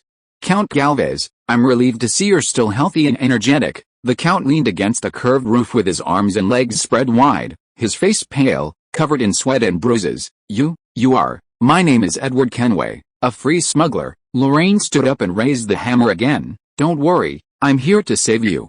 If you are listening to this novel on a channel other than Fanfic World, it means it was downloaded and re-uploaded without effort. We warmly invite you to visit our channel, Fanfic World. There you will find the original version of this story and many other novels of various genres. We look forward to seeing you dive into a world of incredible novels. Chapter 143 Loyalty and Dignity Have Priority in Life. Hammer, hammer, hammer, and hammer again. Amid a sound of gunfire and smoke, the sturdy carriage was torn into pieces by Lorraine, with wood chips flying and debris falling. Seeing that the hammering was almost done, Lorraine put down the hammer, grasped a wooden bone with both hands, stepped on the axle, and exerted force suddenly. Crack! La la la la! The iron sheets wrapped around it were twisted bit by bit, and the wooden bones as thick as a child's arm were lifted up by Lorraine's brute force, and the joints broke with a sound of cracks. Crack! With a crisp sound, the whole carriage was removed and held in Lorraine's hands. There was no longer any obstacle between him and the Count, and they met frankly. The Count held the sword in both hands, with the tip of the sword pointing directly at Lorraine. You are an assassin, really? Can't people trust each other a little more? Lorraine innocently dropped the board and glanced at the belt slung across his body. I have a gun and throwing knives. If I were one of the assassins, why would I go to all this trouble? Don't try to make excuses. Mr. Edward Kenway, you can't fool me, the Earl gasped, leaning against the roof of the box, struggling to stand straight. We're in a wooded area on the outskirts of the city, a rarely visited area. Someone's set a trap for me. And you just happened to show up here, and you revealed my identity right away. How do you plan to explain these coincidences? No explanation needed, Lorraine sneered. You'll have to find the answers yourself. If you don't trust me, any explanation I have will be nothing but a cover-up. The Earl had never expected to hear such an answer from Lorraine, and for a moment he was in a dilemma. Deep down, he was extremely looking forward to this redemption. However, he had endured too much danger and torture tonight, and had narrowly escaped death several times, so he didn't dare to put his safety in the hands of a stranger, even if what he said was true. Lorraine and he remained in a stalemate inside and outside the carriage, neither urging him to hurry nor trying to comfort him.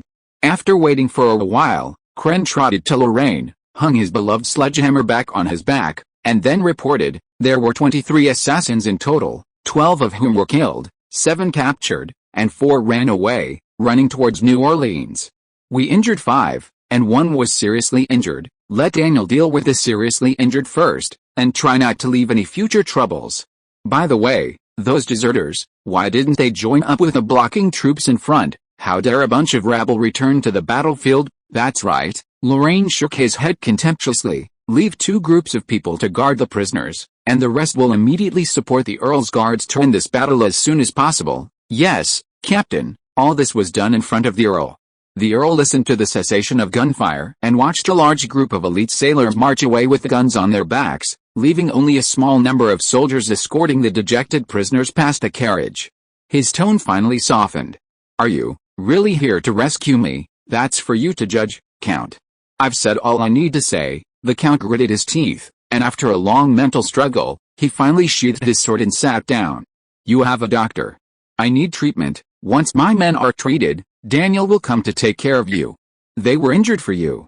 It's not logical or moral for me to abandon them. I will respect your decision. The battle was soon over, and a torrential rain fell, trapping the jackdaw and the Count in a dense forest. A makeshift tent had been erected in the woods. It was called a tent, but it was actually just a few pieces of tarpaulin tied between trees, leaving a small, dry space. The Count and the wounded lay under the tarpaulin, receiving treatment from Daniel. Lorraine, the sailors, the Count's surviving loyal guards, and the unfortunate, mostly injured, captives remained outside, sheltered by the trees. The only one who enjoyed this privilege was Henna. She was fast asleep under a small tent, with a group of sailors standing guard over her, keeping away any potential wild animals. No one doubted this. For the Count, the assassination attempt had been a devastating loss. Of his 50-man guard, only 12 accompanied the captain, Knight Elo, to rescue them. They were ambushed en route, leaving 4 dead and 6 wounded. Elo lay beside him, wounded by a bullet wound in his left shoulder. Daniel used a scalpel to remove a large chunk of flesh contaminated by the lead bullet, then filled the gap with an anti-infective mixture of donkey dung, earth, herbs, and dried liquor, carefully wrapping it with a clean bandage. The Count was unsure whether the loyal Knight Elo would survive the danger. But whether or not he survived, the Count was impressed by Daniel's divine medical skills. He had seen countless similar injuries in the barracks, and no matter how renowned the doctors he summoned, their only treatment was the same: chop off the hand. The hand struck by the bullet was chopped off, then covered with mud, bandaged, and left to die. No one could match Daniel's dedication, not only to preserving the injured man's injured arm, but also preparing a special anti-infective medication specifically for him. Even with such cutting-edge treatment in such a simple environment, if the injured man still couldn't survive, it could only be said that his time had come. The Count accepted Daniel's treatment with deep emotion, applying ointment and bandages to the bruise and applying a special medication to the wound at the corner of his eyebrow. The slight stinging sensation transmitted to his brain, forming a special signal called trust. When the treatment was over, he gently tugged on Daniel's sleeve. "Doctor, why didn't Captain Kenway allow you to use this special medicine on the injured sailors?" Daniel's face was cold, as he looked at the heavy rain outside the tent. "The special medicine is in short supply. The captain said that the priority is to ensure the safety of you and your men. Loyalty and honor have the priority of life, and that is unquestionable." "What about those sailors?" "The captain cleaned their wounds with strong liquor and burned their flesh with red-hot knives. Whether they survive depends on God's will. Captain Kenway is an upright gentleman." Tropical rains always come and go suddenly. Soon, the downpour subsided, and the Earl refused the guard's request for an escort. Instead, he invited Lorraine and his men to accompany him, along with the wounded and the prisoners, to Kent Manor, where he was temporarily staying. Kent Manor was a sprawling estate on the edge of the old city. Its owner was Lady Bethel Kent, a large plantation owner well known in New Orleans social circles. She was a young widow, a close friend of the Countess of Galvez, who lived far away in Europe, and the Count's only public lover in the New World.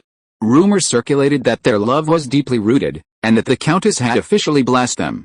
It was a pity that Lorraine never got to meet the renowned owner of the estate. Due to the assassination attempt, the Count missed dinner with Lady Kent. The maid said she had drunk too much and was now fast asleep, unable to come downstairs to entertain them. Lorraine and his companions lodged at Kent Manor, unofficially, without asking for anything in return, and the Count never offered anything in return. Lorraine was awakened by a grinding toothache. He rose from his bed, his bare feet treading the thick carpet. He poured himself a half-full glass of whiskey from the mini-bar, gently swirling the ice in his glass, and with his fingertips, he gently opened the blackout curtains. Construction was underway on the estate lawn. Large wooden stakes were being erected in a row before the crowd, securing the base and wrapping them with ropes. Henna slid into the room like a ghost, leaning close to Lorraine. She whispered in her ear, "I went out and checked.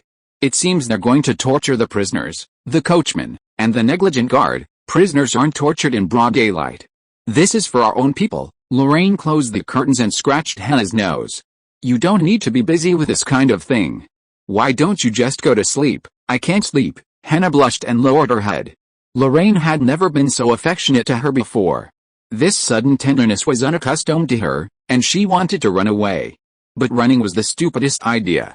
Carmen had repeatedly explained to her the ways of men and women, and she knew that running was the stupidest idea. At this moment, all she had to do was look up. Henna raised her head, her emerald eyes wide, ready to meet Lorraine's gaze. But her gaze fell on nothing. There was no Lorraine in sight, only a thick blackout curtain. Bright moonlight filtered through the slits in the curtains, its silvery white like drifting snow.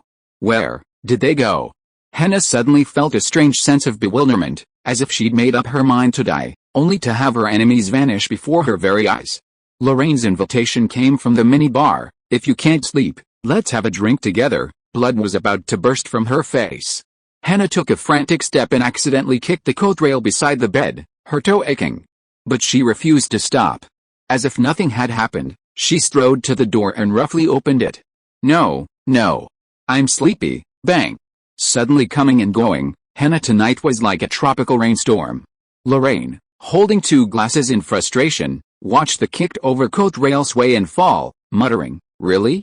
You were the one who said you weren't sleepy. P.S. I've been busy at work, so I just posted this." Chapter 144 Concerto. Lorraine had never imagined a day when melodious orchestral music and the brutality of a flogging would ever complement each other. But at Kent Manor, he witnessed it firsthand: sight and sound, cruelty and elegance, civilization and barbarism, truth and hypocrisy. Mr. Kenway? Mr. Kenway, a strange, gentle, and charming woman's voice pulled him back from his philosophical drift, and Lorraine slowly returned to reality. His five senses unleashed, and he first heard the mellow solo of the euphonium. The twisting rhythms coalesced into melody in his mind: Johann Sebastian Bach's Brandenburg Concerto No. 5 in D major. It was a truly remarkable piece. Lorraine had imagined Bach's original composition would feature flute, violin, and harpsichord. Perhaps because Mrs. Kent's orchestra lacked a skilled harpsichordist, or perhaps because her euphonium player was exceptionally talented, the musicians gave the once delicate concerto a bold reinterpretation. The euphonium's mid-bass register was much richer than the original instrument, dramatically altering the tune's overall tone. It lost its ethereal joy and instead became a rich, fragrant scent imbued with maturity and grace, much like the beautiful owner of the manor before Lorraine. The enchanting solo quickly drew to a close, as a lively flute burst into the register, followed by violins, trumpets, and a variety of majestic supporting instruments, punctuated by the muffled thud of whips and the suppressed screams of the tortured. A profound sense of dissonance, yet a steady rhythm, the screams blended with a music like tuned drums. Lorraine's dazed eyes gradually focused, his gaze clearing. The manor was bathed in spring sunshine, and 9 long poles, 1 high and 8 low, stood erect in the meadow. The longest pole was at the corner, a rope dangling from its tip, suspending the tune of the slave who had abandoned his master at a crucial moment. Whether his actions were a reflex or a deliberate conspiracy, he was now a dead mass of flesh swaying in the wind, motionless. 8 more long poles were lined up in front of Lorraine. Ropes at the top held the guards who had abandoned the rescue effort, suspended in a Y shape. They endured the lashings at the ends of the ropes, their guardsmen behind them, even supervision and counting subconsciously omitted. This meant that the standard for this flogging was beat until satisfied. The lynching had already lasted 2 days, and the hanged groom had also been hanging in the pasture for 2 days. However, it wasn't supposed to last that long. During the first round of flogging, 2 guards unexpectedly admitted to accepting bribes, demanding evidence of the Count's monopoly on the smuggling trade and the private distribution of goods. Things spiraled out of control, with 2 already beaten to death, and the number of traitors harboring ulterior motives increased from 2 to 7. Lorraine hadn't anticipated this. Because of this sudden incident, Lorraine and his companions stayed at the manor with nothing to do for 2 whole days. Today was the 3rd day, and under the pretext of fine weather, the owner of the manor, Mrs. Kent, formally invited Lorraine for tea for the first time. Mr. Kenway? Mr. Kenway, Mrs. Kent held a teapot, a look of surprise and confusion on her face. Lorraine smiled faintly, covering up his previous absent-mindedness. Madam. He gently pushed the empty cup in front of him a little in the direction of the lady. I was thinking about the war in the suburbs. With the Earl here, the British can't threaten the peace in New Orleans. The lady shook the pot at Lorraine. This year's Kenya. Although the British have always lacked the elegance and romance of France, it must be admitted that their understanding of tea is unparalleled in the world. Only the tea they consider good is truly good tea. The amber tea liquid was poured into the cup, emitting a misty aroma. Lorraine picked it up and tasted it. Suddenly, he remembered something and pretended to frown. A peasant like me really can't tell the difference between good and bad tea. In my opinion, it's neither as spicy as liquor nor as fragrant as coffee. Really? The lady smiled playfully and put down the teapot with dignity. The Earl told me you were an excellent smuggler, with a large ship that sailed the wind and waves and a crew that obeyed orders. I thought you would like tea, in 5 years, perhaps, but not now, because you're young? Lorraine smiled warmly. Youth means rebellion. Things that everyone thinks are good, I really can't calm down and appreciate." The lady nodded in agreement. "I have to admit, I envy your lifestyle. It's the privilege of those who have escaped the old class but haven't yet joined the new class. It's called freedom, isn't it?" Called nouveau riche or country bumpkin. It's a compliment, not a sarcasm. The two chatted about trivial gossip until the butler came and whispered a few words in Lady Kent's ear. Only then did the lady smile and put down the cup. "The Earl is back," she said. Lorraine glanced at his pocket watch strangely. 10 o'clock? "The Earl seems to have returned early. Your observation is very detailed." Lorraine was startled, but then calmed down. "There's only a fine line between saving people and assassination. I have done everything the assassin has done. I believe that neither you nor the Earl would think that I just happened to pass by there and happened to help the Earl out of danger, right? A frank young man, frank and perceptive." The lady stood up slowly. "The Earl is waiting for you in the study. Besides, the last sentence is not a compliment. Thank you for your hospitality." After all, he had stayed in the manor for 2 days. The short distance from the meadow to the study was a distance that Lorraine had already obtained permission to move freely. Halfway, Kren approached him and took the opportunity of changing clothes to convey the latest news from the outside world to him. Catalina sent intelligence. Last night, Knight Arrow, who was still seriously injured, led a team to seal off the old tavern. All the people including Bach were arrested. Catalina judged that one night would be enough time for the Count to extricate himself from the entire assassination, including Catalina's identity and her role in it. This development had been part of Lorraine's plan all along, including the disguises and roles of Atcherin and Daniel, and the revelation of Catalina's true identity. Lorraine's goal was to establish a long-term life and death relationship with the Count. To achieve this, he had to establish himself as the person the Count could best trust with his safety. The bounty and assassination would make the Count distrustful of unfamiliar smugglers and mercenaries, while Atcherin's disguise as a French noble would sow suspicion in the Count's mind of the Baton Rouge Legion and other French soldiers. As for Catalina's dual identity as a pirate and a wanted criminal, the Jackdaw's registered owner was Donalinka. With the Count's abilities, it was only a matter of time before he could link this fabricated identity to the red-haired Catalina Dubois of the Caribbean. Rather than deliberately concealing the details and risking discovery during the collaboration, and then giving up Catalina's social connections in New Orleans, it would be better to lay it all out in the open from the start. Catalina's identity would provide the Count with the necessary leverage, effectively boosting his sense of security and compensating for the lack of trust and familiarity between him and Lorraine. And for Lorraine, it was a harmless enough situation. The wanted criminal status only mattered to the Spanish authorities. The Count's current antagonism was precisely due to the Spanish, so the chances of him catching the rat were practically zero. A former pirate's identity was even less relevant. Plowshares for swords. To lure the Caribbean's numerous pirates into repentance, colonies around the world had adopted this policy of amnesty since the 1740s. Every pirate who voluntarily resigned received an unconditional pardon and 35 acres of private land. As a renowned pirate, Catalina's situation was undoubtedly unique. But if this special situation were made public, it would only bring her greater plowshares, not the gallows. The leverage the Count held was intangible, offering psychological comfort but insufficient to pose a real threat to Lorraine. For Lorraine, who was eager to cooperate, it was the perfect gift. On the way to his study, Lorraine reviewed his current situation. The Count's closure of the old tavern indicated that he had unraveled the assassination chain from the assassins and successfully received all the information Lorraine intended, thus securing the nominal leverage. The only unexpected surprise was the existence of a corrupted figure within the guards, a fact Lorraine had not anticipated, but fortunately, this only served to further her plan.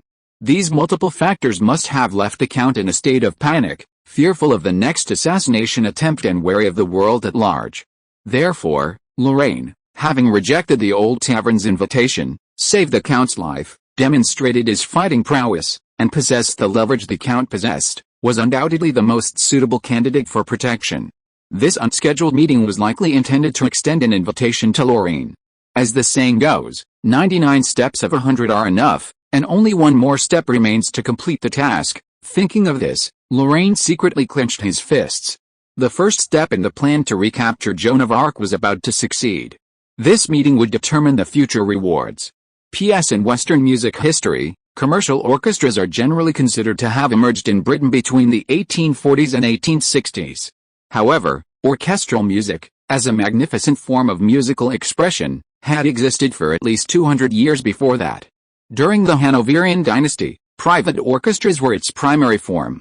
At that time, lavish nobles and wealthy merchants viewed owning private orchestras as a way to show off their wealth and sophistication. Similar to the current practice of mixing English and French words into Chinese to demonstrate superior experience and knowledge. It might be a bit silly, but it was a popular trend in the 18th century. Chapter 145 Fear. The study was dark. Though the spring scenery outside was vibrant, the curtains were drawn, preventing any light from filtering in. The candles in the chandelier were insufficient to replace the natural light, they merely provided some visibility. Count Galvez sat identified on the sofa in the center of the room, his back to Lorraine. Behind him stood Knight Elo, his arm in a sling, his face pale, smiling at Lorraine. Thanks to Daniel's exceptional medical skills, 2 of the 6 guards injured that day had avoided post-operative infection. Elo was one of them. According to Daniel, his wounds were healing quickly, and the fixation would be removed in 2 months at most, leaving no further problems. Meanwhile, the sailors who had been treated roughly by Lorraine had also managed to survive, relying on their own hardiness and resilience. Only one of them developed a minor infection, a fact that Lorraine could only marvel at the miracle of life. But that was beside the point. Daniel's treatment had saved Elo from the brink of death, and the loyal knight, deeply moved, naturally considered Lorraine and his companions his friends. He particularly struck up a rapport with the meticulous Kren, with whom he developed a rapidly developing friendship. Seeing Lorraine come in, he smiled and hinted with his eyes that Lorraine should sit opposite the Count. This gentle attitude further confirmed Lorraine's guess that the Count had called him for business, not to accuse Lorraine of something because of Catherine. Lorraine became more and more calm. He straightened his formal clothes and bowed in front of the Earl. "My Lord Earl, I haven't seen you for 2 days. The tea brewed by Persephone is delicious. Do you like it?" Lorraine shook his head helplessly. "I heard it's the latest Kenya. It's a pity that I can never taste the quality of tea, Mr. Kenway who doesn't know how to drink tea." The Earl played with the emerald on his thumb. "You have changed 3 sets of formal clothes from the moment you got up this morning until now, and last night you refused the maid that Persephone arranged for you to sleep with. Can I ask, which noble family are you from? People need to be packaged." Lorraine laughed out loud, sat upright on the sofa, and hugged Erlang's legs. "Kenya black tea is bright in color and sweet in taste. I like to drink it with a spoonful of sugar and 2 spoonfuls of milk. This way it will not destroy the aroma of the tea itself, but can effectively remove the astringency of the tea leaves." He spread his hands and put on a shrewd look. "Look, if necessary, I can also understand black tea very well. But the tea is in my mouth. Whether I like it or not will not affect my respect for you and your wife."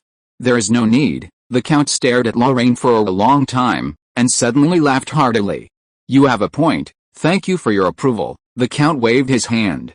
"I heard that you have a beautiful first mate named Donna Linka, Spanish." "Yes, why give such an important position to a woman?" "Because she is suitable," Lorraine answered without hesitation. "She has rich sailing experience, is familiar with the situation in the Caribbean, and has a good ship. She is willing to accept me as captain and abide by the rules." "Benevolent," the Count was surprised for a moment. "That's the most unique adjective I have ever heard used for a pirate." The atmosphere suddenly became tense. Lorraine looked calmly into the Count's eyes. The Count looked back without flinching. Both of them were silent. The Count took the initiative to break the silence. "What's the matter? You can't think of a clever excuse?" "No, I just didn't expect you to bring it up so bluntly, because I don't like beating around the bush." The Count stood up triumphantly and walked to the bar. "What would you like to drink?" "Whiskey on the rocks, please." Behind him, the sound of ice clinking against a glass echoed. Lorraine sat quietly on the sofa. Across from him, Eero kept giving him looks, probably urging him to confess and get a lighter sentence. But Lorraine didn't know what he could confess. He had many secrets, and the Count should know everything he could share. What the Count didn't know, Lorraine didn't intend to tell him. With nothing else to do, he began to speculate why the Count had kept his room so dark. Perhaps he disliked sunlight. This was unlikely, as humans are naturally attracted to light. Moreover, the study's windows were perfectly positioned, ensuring ample light without direct sunlight. So, he was avoiding something. Pierce's shot from 150 meters away had simply added 1 or even several chasseurs to the assassins' ranks. With captured assassins and the help of the tavern's men, the Count should have understood by now that Pierce's shot wasn't a miss, but rather a deliberate attempt to startle the horses, with incredible accuracy. Lorraine wasn't sure when the concept of snipers first emerged, but by then, the French and Americans had already exaggerated the threat posed by chasseurs. The Americans even had a dedicated unit of Kentucky chasseurs. On the battlefield of Saratoga, their ace marksman, Timothy Murphy, killed British General Simon Fraser from 300 meters away, securing victory in that crucial battle. So, most likely, Count Galvez, fearing the chasseurs hiding in the woods, had drawn the curtains and retreated into seclusion, wanting to avoid being spotted by these elusive death figures. Fear tormented him. He couldn't hold out for long in this game of chance. After a while, the Earl returned to the sofa with 2 glasses of wine and placed one of them in front of Lorraine. "Tell me, Mr. Kenway, what made you decide to leave the land and drift to the sea?" "There is no special reason. I just want to eat some clean food, buy a house that can shelter me from the wind and rain, and live a decent life." "So you left everything behind and went to Port of Spain, and were lucky enough to get a ship and meet a group of brave crew members." The father said that he should not be called by his name. Lorraine abruptly quoted a passage from the Bible: "The Father protects my destiny, meets my needs, and fulfills my wishes. All glory belongs to God. Otherwise, there is no way to explain my good luck. After all, I haven't been at sea for a long time." Lorraine spread his hands. "I firmly believe that I have the favor of God." "The favor of God." The Earl held the wine glass and murmured the word solemnly. "Perhaps the so-called truth is really that simple. We have an omnipotent Lord, who is the embodiment of all miracles." The Earl's faith is very devout. This is the information Lorraine had received before. Now it seems that he took advantage of this point. It is easier for fanatics to communicate with each other. Lorraine's mysterious words are only of reference value in the eyes of fanatics. The atmosphere of the meeting began to become relaxed and pleasant. The Earl relaxed his sitting posture, shook his glass and looked at Lorraine. "Mr. Kenway, what do you think of me in your heart?" Lorraine pondered for a while and gently uttered 2 words: "Joan of Arc." "Lady Saint." The saint gave everything to France, but did not get the due reward. "Her experience is very similar to yours. From the moment I received the news, I firmly believed that someone needed to stand up to the Duke of Bedford, rather than let such a person lead you and France into the abyss of defeat. Why didn't you notify me before the incident?" "I can't see you." Lorraine took out a small wooden sign from his pocket. He took it out during the planning process. It said, 281, which means that according to the Earl's appointment schedule, there were 280 smugglers ahead of Lorraine. The Count stared at the wooden sign, taking a deep breath. "If I hire you and your crew as my temporary guard, what would you want?" "Charleville rifles," Lorraine said firmly. "If I want my men to fight for you with all their might, I need a good reason. P.S. A few tips about Joan of Arc's capture. After the defeat at the Battle of Paris, Joan was wounded near the Abbey of St. Denis. The following year, she was captured by pro-British Burgundians and sold to the British. The British then handed her over to the French.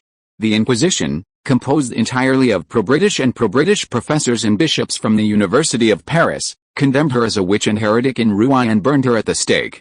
Her ashes were then thrown from a bridge in Rouen into the Seine. Throughout the entire process of her capture and burning, Charles VI, whose coronation was made possible by Joan of Arc's efforts, expressed no desire to rescue her. Furthermore, the Inquisition feared she was truly a messenger of God, so no one dared to torture her. Several times, guards attempted to physically assault Joan of Arc, who was unable to resist, but these attempts were stopped promptly. During her interrogation, she even thanked the officer who rescued her. At the time, witches were considered promiscuous, so one of the hallmarks of identifying a witch was virginity. Joan of Arc also underwent a virginity test, and the Duchess of Bastafort, who performed the test, provided authoritative testimony. Interestingly, her husband, the Duke of Bastafort, was one of the masterminds behind the accusations against Joan of Arc. PS2, although the Duke of Burgundy was a French title, during the persecution of Joan of Arc, the duchy did not actually recognize France's suzerainty. It was only later that Duke Philip II of Burgundy distanced himself from England and reconciled with France. Chapter 146 Guardian's Plan. I need to know how many trustworthy men you still have around you. After clarifying the basic intention of cooperation, Lorraine immediately stepped into the role and took over the Earl's defense. His first task was to submit a complete defense plan to the Earl. This required understanding the Earl's current situation. Hearing Lorraine's question, the Earl turned his head to Arrow. Arrow thought for a moment and replied seriously, "After this incident, the guards are in a state of panic. There are not many truly reliable men left, including me, 12. Jesus also had 12 loyal disciples. This is a good sign, my lord." Lorraine laughed, clapped his hands, and called in 6 people. Kren, Acheron, Daniel, Wang Yi, and 2 outstanding members of the Musketeers, Reed and Lei Luo. Daniel, you're already familiar with him. He's a highly skilled doctor. He'll be by your side for the rest of the time, acting as your health assistant. The Count couldn't help but raise an eyebrow. Are you planning to have a doctor by my side, to prepare for the worst? Lorraine patted Daniel's shoulder. Honestly, I'd prefer he remain idle. The Count had reservations. Seeing the Count no longer objected, Lorraine called over Wang Yi, a Luo, Eagle warrior of the Tenglong tribe, an outstanding Indian warrior, fluent in French. Lorraine lied with his eyes wide open. Wang Yi, his face painted with grease, puffed out his chest and let out a roar. The Inca king told me you have a long life ahead of you. It must be said that even though this cry was in French, it exuded the dignity of an Inca warrior. After all, in the eyes of white people, all Asians look alike. Wang Yi, at most, appears more refined. The Earl was very satisfied with Wang Yi's bravery.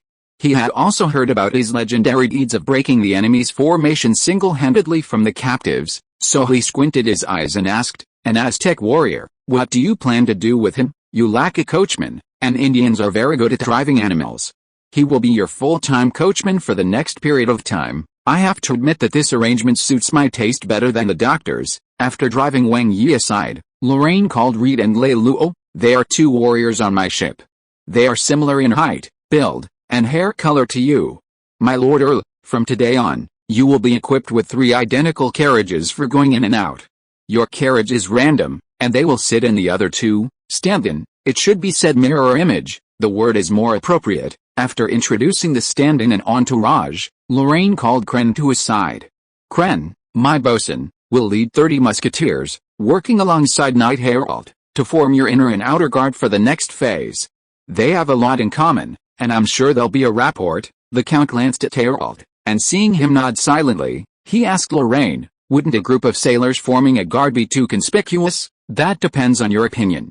From an impact perspective, equipping my sailors as guards, complete with horses, uniforms, Charleville rifles, and dragoons, would be the best option, but that would cost a fortune. Heir will prepare all of this. We'll be relaxed on the outside, but tight on the inside. I don't want outsiders to think I've lost faith in the French army." Lorraine nodded indifferently. He was the one who profited after all. After all, the horses and uniforms would be returned to the Count. The high-quality Charleville rifles and dragoon pistols would naturally become the sailors' wages, in other words, the armament of the jackdaw. The Count thought about Lorraine's preparations in his mind, and said softly, "Substitutes, attendants and guards, it seems that you have indeed considered it seriously." "That's not all." Lorraine waved his hand and called Acheron aside. "You are an orthodox nobleman and you will inevitably attend many social occasions. We must consider that someone will threaten your safety at the ball. Acheron, an excellent warrior, what's more gratifying is that he comes from a declining noble family and has received a good education since childhood. He will be your adjutant, replacing the injured Knight Arrow, and will personally guard you in and out of various balls and invitations." The Count was surprised. "There are nobles on your ship. Look at what you said. Isn't Ms. Donalinka also of noble birth? Identity should highlight dignity, not become a constraint on freedom. I'm becoming more and more curious about you." The Count glanced at Lorraine meaningfully, and looked at Acheron seriously. "You are of noble birth, French." Acheron made a standard bow. "What's your last name? Until I've established a reputation, I swear not to interfere with my family's honor." The answer was neither humble nor arrogant, and in keeping with the norms of the era.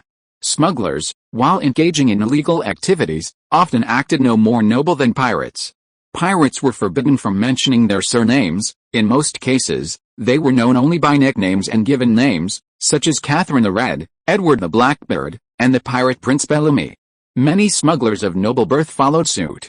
While not bound by the pirate code, they swore an oath to serve as a contract. The Earl couldn't force Acheron to break his oath, so he had to find another way. "You'll be accompanying me in distinguished settings, so I need to know if you're truly worthy of the nobility. I'm willing to accept the test. Very well. The Earl walked to the bookshelf, carefully selecting a book on noble heraldry. He opened a page at random, pointed to the emblem, and asked, "Whose emblem is this?" Lorraine glanced at it from the side. A black fielded coat of arms, a shield, supported by 2 lions, one red and one black. The shield crest was yellow, and the coat of arms featured a black lion. While not the most familiar royal crest, thanks to nobleman's fame, Lorraine was able to identify it instantly. Acheron, also well-educated and aristocratic, was naturally not stumped. This is the personal crest of Philip II, Duke of Burgundy. He was the son of John the Fearless and Princess Margaret of Bavaria, suzerain and founder of the Order of the Golden Fleece, ruler of the Low Kingdoms, and the murderer of Joan of Arc. His dedication to protecting culture and the arts earned him a reputation as a good man, known as Philip the Good. The answer was perfectly correct. Lorraine smiled, carefully concealing the glint of understanding in his eyes. This question was highly targeted. While heraldry was widely used and not exclusive to the nobility, it was only the nobility who recorded their family history in their emblems. Military achievements, meritorious service, marriages, titles, fiefdoms. The design and identification of noble coats of arms entails a complex system known as noble heraldry. This discipline is a required subject within the aristocracy, yet virtually inaccessible to commoners, fittingly coined the term the commoner's inability to disguise. Therefore, Acheron must be familiar with this test question, while Lorraine, given his status, should be completely unaware of it. He noticed this detail. The Earl's eyes flicked between Lorraine and Acheron, then he closed his book and smiled faintly. "Excellent, you passed the test. Mr. Kenway, continue your report." "No more, no more," the Earl paused. "But I don't see your place in the overall protection plan." Lorraine shrugged calmly. "My lord, passively accepting blows has never been my nature. If possible, I hope that no assassination attempt against you will occur. P.S. Heraldry is an integral part of European aristocratic culture, originating in the 12th century and reaching its peak during the Second and Third Crusades.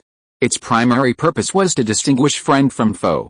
In the early days, most European knightly armor originated in Milan and Teutonic styles, and their designs were similar.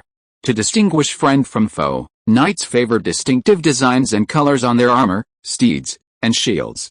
Later, as heraldic culture matured, this symbol gradually spread to all walks of life. Therefore, heraldry wasn't exclusive to the nobility. Most merchants, some artisans, and even farmers had their own crests, some with long traditions. However, it was still the aristocratic heraldry that truly established a system. A complete aristocratic heraldry consisted of 12 components: plume, helmet, crest, upper cloak, motto, shield bearer, shield area, crest, name, lower cloak, and lower cloak. This encompassed a wide range of content and had strict requirements regarding color scheme, shape, main image, and decorative patterns. Marriages often resulted in heraldic combinations, which were designed to be symmetrical and subject to numerous regulations. In a sense, the pirate flag of Lorraine and the flag of the Drake Merchant Guild were also forms of heraldry. PS2. The dragoon pistol, also known as the Model 1733 Dragoon flintlock pistol, was the world's first standard military pistol, designed and manufactured in France. Its low cost and reliable performance made it a popular weapon, much like the Charleville rifle, a highly regarded and favored firearm during the American Revolutionary War. Chapter 147. Money is not a problem. That night, Lorraine and Catalina, one after the other, entered the dank cellar of Kent Manor. The smell was foul, musty, fresh blood, and the odor of decaying organic matter blended together into an indescribable stagnation, imbuing the air with a weight that filled the chest, leaving no escape. But no one expected to find any sun in a place built for lynching and imprisonment, so the two said nothing. They simply followed a servant who led the way, deeper and deeper, until they reached the third to last cell. Bach was imprisoned there, sitting cross-legged on a pile of straw, munching briskly on a bowl of moldy wheat rice by the dim candlelight. The rice looked remarkably delicious. Lorraine nodded at the servant, who understood, produced a key, removed the chain, and opened the cell door for Lorraine. Even so, Bach continued to eat, and if anything, he seemed to eat even faster. Considering it impolite to interrupt someone's meal, Lorraine simply waited quietly for him to finish, even stopping Katharina from calling for help. In silence, Bach ate faster and faster, and soon, As expected, he choked to death. His eyes bulged, his face a crimson purple, and he reached for the water cup in front of him. Lorraine lightly kicked the cup away, spilling the water all over the floor. I'm dying. The sudden movement froze Bach in his tracks. He quickly grasped his throat and began pounding his chest frantically. Lorraine leaned over and gently grasped his arms, slowly but firmly raising them until he was forced to stretch his chest. No matter how hard he struggled, he couldn't dislodge the rice in his throat. His face grew increasingly purple, his breathing heavier, but he still dared not speak or look up. He simply kicked helplessly, his kicks becoming slower and weaker.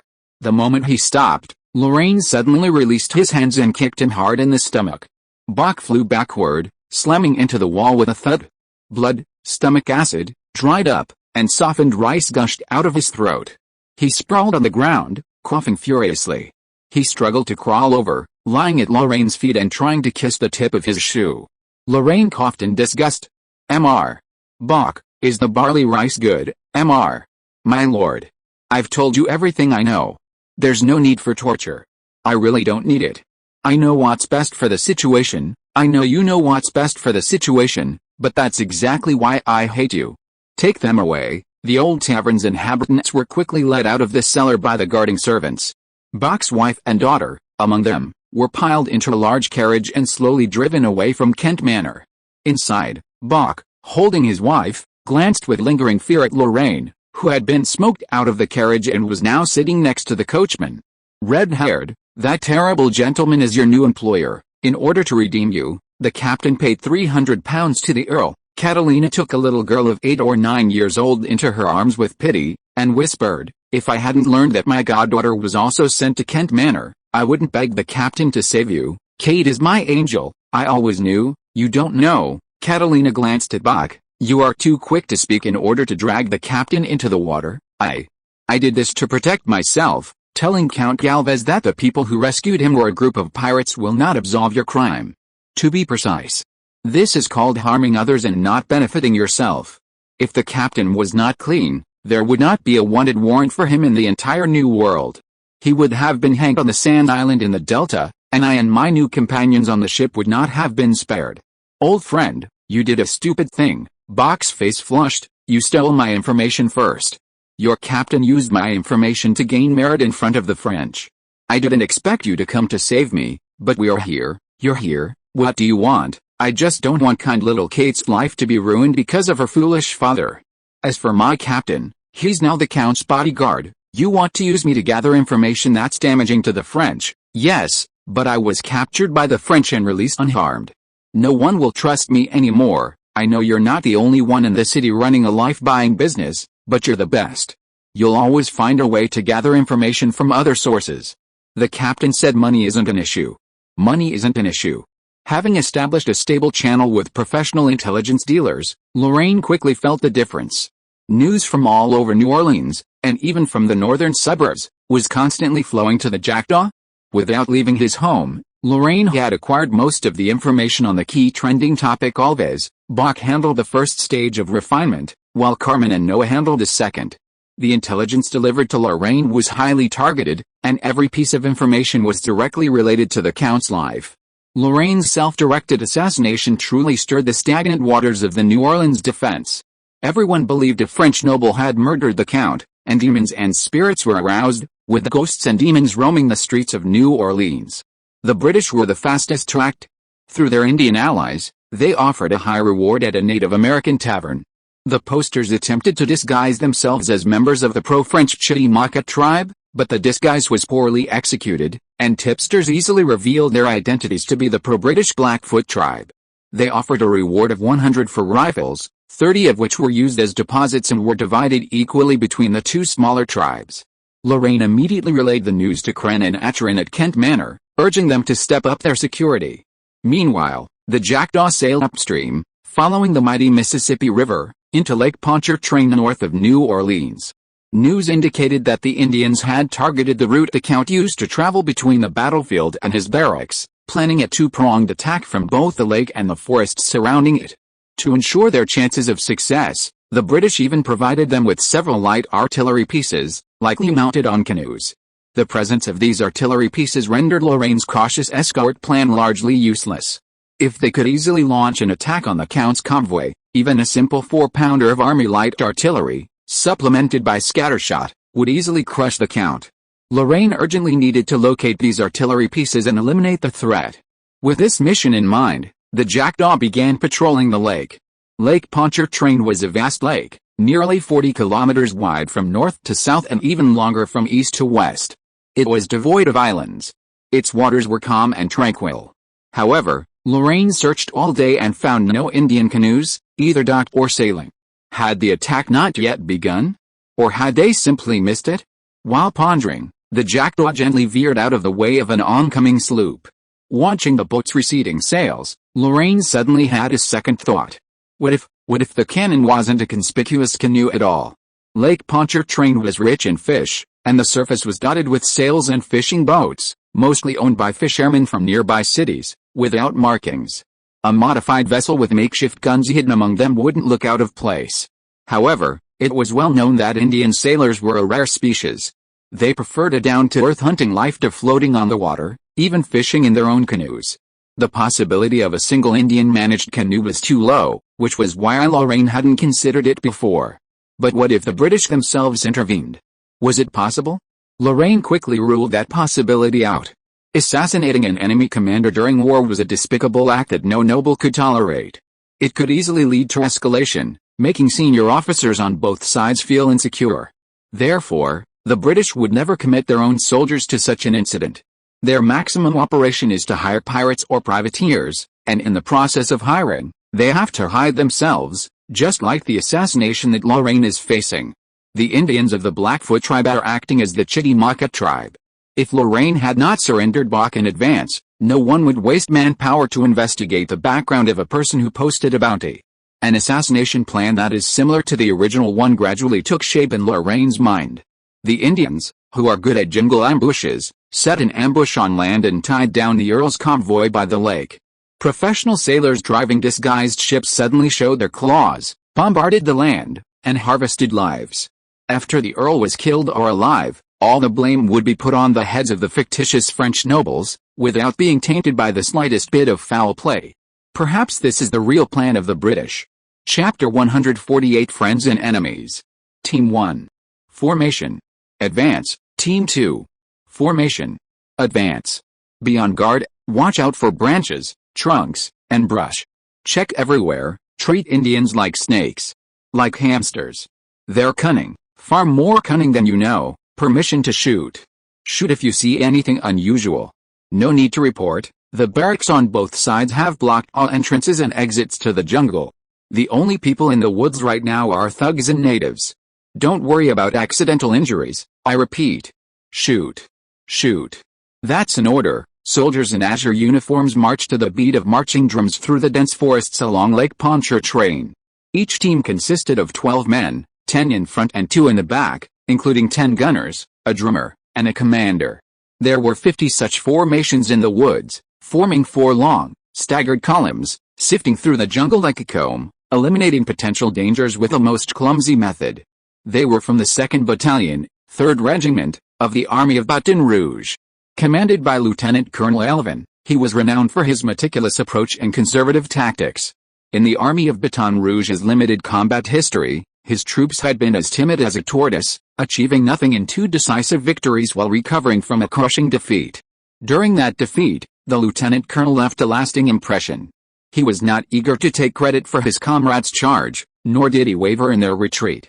He turned the tide with his rear guard, repelling an Indian force 10 times his size with a single battalion, thus dispelling the reputation of cowardice and earning praise from his colleagues as reliable and solid. In the Army of Baton Rouge, he was known as the Iron Felt of Louisiana, and his battalion as the Iron Felt Battalion. The Iron Felt Battalion was a patient unit, rigorously disciplined, and exceptionally skilled in warfare, unmovable as a mountain, yet aggressive, and still a mountain. Only such a unit was suited to the current situation. After searching the lake to no avail, Lorraine shared his unfounded theory with the Count. The Count took it with unusual gusto, for, theoretically, it was a perfectly sound strategy. Even if the British actually carried it out, he would face a dangerous pincer attack. His limited guards and the undermanned Jackdaw were insufficient to guarantee his safety. Lorraine proposed a limited shift in the battlefield dynamics, expanding the defensive zone to encompass the entire southern shore of the lake within the Count's mercenaries' defenses, linking them with the Legion of Baton Rouge's encampment. But the Count had a different view. Expanding the defensive zone would dilute the strength of the front, and diluting the front would hinder his ability to reap the fruits of victory. So, save his life, or save Paul? He was now anxious. The mastermind behind the previous assassination remained unknown, but this action had clearly emboldened those hidden enemies. The Count lived in constant fear, constantly on guard. He was eager to end the war, no longer seeking complete victory, only to claim the credit of a life-saving victor. This was a personal reason. Furthermore, the broader context indicated that the Legion of Baton Rouge was reluctant to become embroiled in the Spanish-English conflict, a principle that had remained unchanged from the beginning. They had followed the Count here solely for the money, to guard the rifles used for smuggling, and to protect the Legion's enormous profits. Meanwhile, the mercenaries, primarily smugglers, were unwilling to withdraw their defenses for the Count's personal safety. This would mean that a large number of troops would not receive military credit, hindering their smuggling efficiency. Connecting the two armies' defenses was unfeasible. Lorraine's proposal, while reasonable, was impractical. Who cared more about the Count's life now? Amidst this dilemma, the Count posed this intriguing question to Lorraine. The Count and his team were undoubtedly the ones most eager for his survival. The Spanish would likely prefer a vibrant and energetic Alves, as he was the only one who genuinely fought for the Spanish. Beyond this, the mercenaries fighting for the Count probably had the most reason to care about their employer's safety. However, the reality was quite the opposite. The smugglers were coerced into joining the war. Ever since the Count forcefully took over the smuggling business of the Charleville rifles, the barrier to entry for smugglers had been artificially raised to the skies. While the cost of purchasing goods remained the same, the selection of vendors had narrowed, and competition with their peers had become a fierce battleground. To secure a single order, they had to fight not only with their wealth but also with their patience and their lives. They longed for the Count's swift death, to bring about the collapse of this distorted business model and a return to the good old days when greed was the only means of cozying up to greed. The ones who truly grieved the Count's untimely death were the Baton Rouge Legion. They had profited immensely from their recent smuggling ventures. Even the lowest-ranking soldiers had tasted the spoils, all thanks to the Count. The Count was their protector. Without him, they would lose everything, unable to profit from the war. Yet, they were the least eager for the war to end. The Count's slowdown in the offensive after resolving the New Orleans crisis was largely due to their interference. Furthermore, among the Count's enemies were those French nobles who were hiding their true intentions. With this group lurking behind the scenes, no one in the Baton Rouge Legion could be trusted. It was truly a complex web. The Count was bewildered by this tangled web of foes and allies, while Lorraine, on the other hand, quickly grasped the common thread among all these relationships: their interests. Newly appointed aide-de-camp Acheron, under the guise of taking up his post, invited nearly 40 members of the Legion, rank of lieutenant colonel and above, to a dinner in New Orleans. At the dinner, a heated argument erupted between Crone and Herald over an Indian conspiracy, a scene that became almost universally known. The next day, the Iron Felt Battalion was ordered to begin a jungle march, themed around the Chitimacha tribe's annexation of the British and the Indians' attempt to circumvent the main battlefront and attack the French camp. The marches were repeated twice a day, morning and evening, each arriving just an hour before the Count's arrival and departure from the battlefield. The soldiers couldn't understand why the Chitimacha tribe, who had maintained close ties with the French for nearly a century, would side with the British. But a soldier's duty was obedience, and Lieutenant Colonel Irwin, ever tactless, disdained to explain anything to his men. Thus began the training march, which lasted 5 days. The Iron Felt Battalion encountered no enemy in the barren jungle, and this exercise, whether real or fake, showed no sign of ending. This was a pleasant surprise for the Count, who began to reassess his value to the Baton Rouge Legion. These lazy French soldiers didn't want him dead. On this single point, they shared a rare understanding. So the Iron Felt Battalion intervened. The actions of this powerful force rendered a large-scale land ambush impossible. It was impossible for either the Indians or the British to block the Count's retreat. As for smaller attacks, that was the concern of Crone and Arrow. Lorraine began to focus on preparing for the naval battle. On Lake Pontchartrain, with its perennial breeze, the absence of two powerful forces, Crane and Acheron, from the ship presented a whole new challenge. Where exactly was the enemy? P.S. In the era of the flintlock rifle, the basic unit of the European army was the regiment, consisting of 8 to 12 companies, with an 8-company regiment typically comprising 1,200 men. The battalion was a non-universal unit at the time. Britain had 1 battalion per regiment, the distinction primarily in function, roughly equivalent to the relationship between the commander-in-chief of the front and the theater commander. France, on the other hand, favored a regiment consisting of 2 battalions, sometimes even 3. The battalion was a subordinate unit to the regiment, but the hierarchical relationship between battalion and regimental commanders was not as distinct as it later became. Chapter 149. I know lip reading. Wind southeast, 2 knots, light breeze, weigh anchor, reef the square sail, set the bow sail, and the tackling sail, raise the foresail, jackdaw, head west. Cruising. At 10 o'clock in the morning, a command rang out from Lake Pontchartrain. The jackdaw, riding the waves, slowly left the shore and, less than a kilometer from the lake shore, began a new round of patrolling toward the battlefield. By the 7th day of alert, Lorraine had abandoned aimlessly searching for enemy ships on the vast lake. Instead, like the Iron Felt Battalion, he coordinated targeted patrols with the Earl's Guard. Generally speaking, to accommodate the traffic and the bumpy roads, his ship needed to maintain a slow speed of 3-5 knots, averaging no more than 8 kilometers per hour, and reaching the battlefield shore in about 2 hours. It was said that this was the optimal solution for both grace and speed. Lorraine did the math. As the commander of a war and the sole commander of nearly 8,000 mercenaries, the Count spent 4 hours daily traveling to and from the battlefield, another 2 to and from Kent Manor, plus the time spent handling official business in the barracks. In reality, this talented general was so busy every day that he spent no more than 2 hours actually in the field. That amount of time might not even be enough for a minor naval battle. Was the army really that idle? Or was the Count using this method to tell the Baton Rouge Legion that the war was far from over? They still had plenty of time to justify intercepting smuggled arms? The world of politics was truly difficult to understand. Lorraine sat at the bow, legs lazily crossed, gazing at the blue sky, white clouds, and the shadows of sails on the lake, and sighed deeply. Meow, White Ears nuzzled his thigh.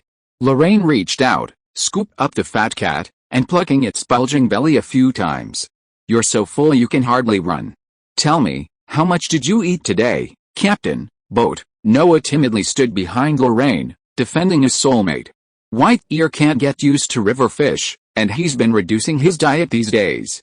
Pierce smashed a fish and mixed it with milk and crackers, and then he reluctantly ate a little. Not much. How much is a little? About 300 grams. 300 grams is a big bowl. What other cat eats like that? Noah pouted and whispered back, other cats can't tell fortunes. White Ear has had it hard. In this world, even Noah can be stubborn. Lorraine sighed dejectedly and tossed the fat cat back to its doting owner. Noah finally became happy. Captain, are you upset? Well, I don't know when the British will take action. The Earl is idle every day. This war has been going on for nearly 2 months, and our plan has only been started for more than 10 days. If this goes on, when will I be able to recoup my investment? Count Galvez, isn't he going to end the war? I heard from the sailors that the British haven't launched an attack for a long time, and the mercenaries have been fighting the Indians these days. I don't know. Lorraine scratched his hair. During the last interview, the Earl clearly said that he was tired of this war. Kren also said that the number of mercenaries sent to the front line in the past few days is far greater than the number of casualties and withdrawals. They should be preparing to enter the final stage of reinforcement. But he only stays on the front line for 2 hours a day. Can he really be sure of the situation? Analyzing the battle situation isn't his job. The governor's staff is stationed on the battlefield, handling the strategic planning and detailed command. The Count only needs to decide on the strategy. Catalina stepped up from the deck and tossed over a monocular. We're halfway through the journey, and it's still calm today. Are you trying to tell me today is another day of wasted effort? As the marching drums beat, Robbie and his comrades marched in unison through the dense woods. He was the drummer sergeant of the Iron Felt Battalion, 7th Regiment, 3rd Division, Army of Baton Rouge. He had been assigned to a 7-day march and was already intimately familiar with the oak forest beneath his feet.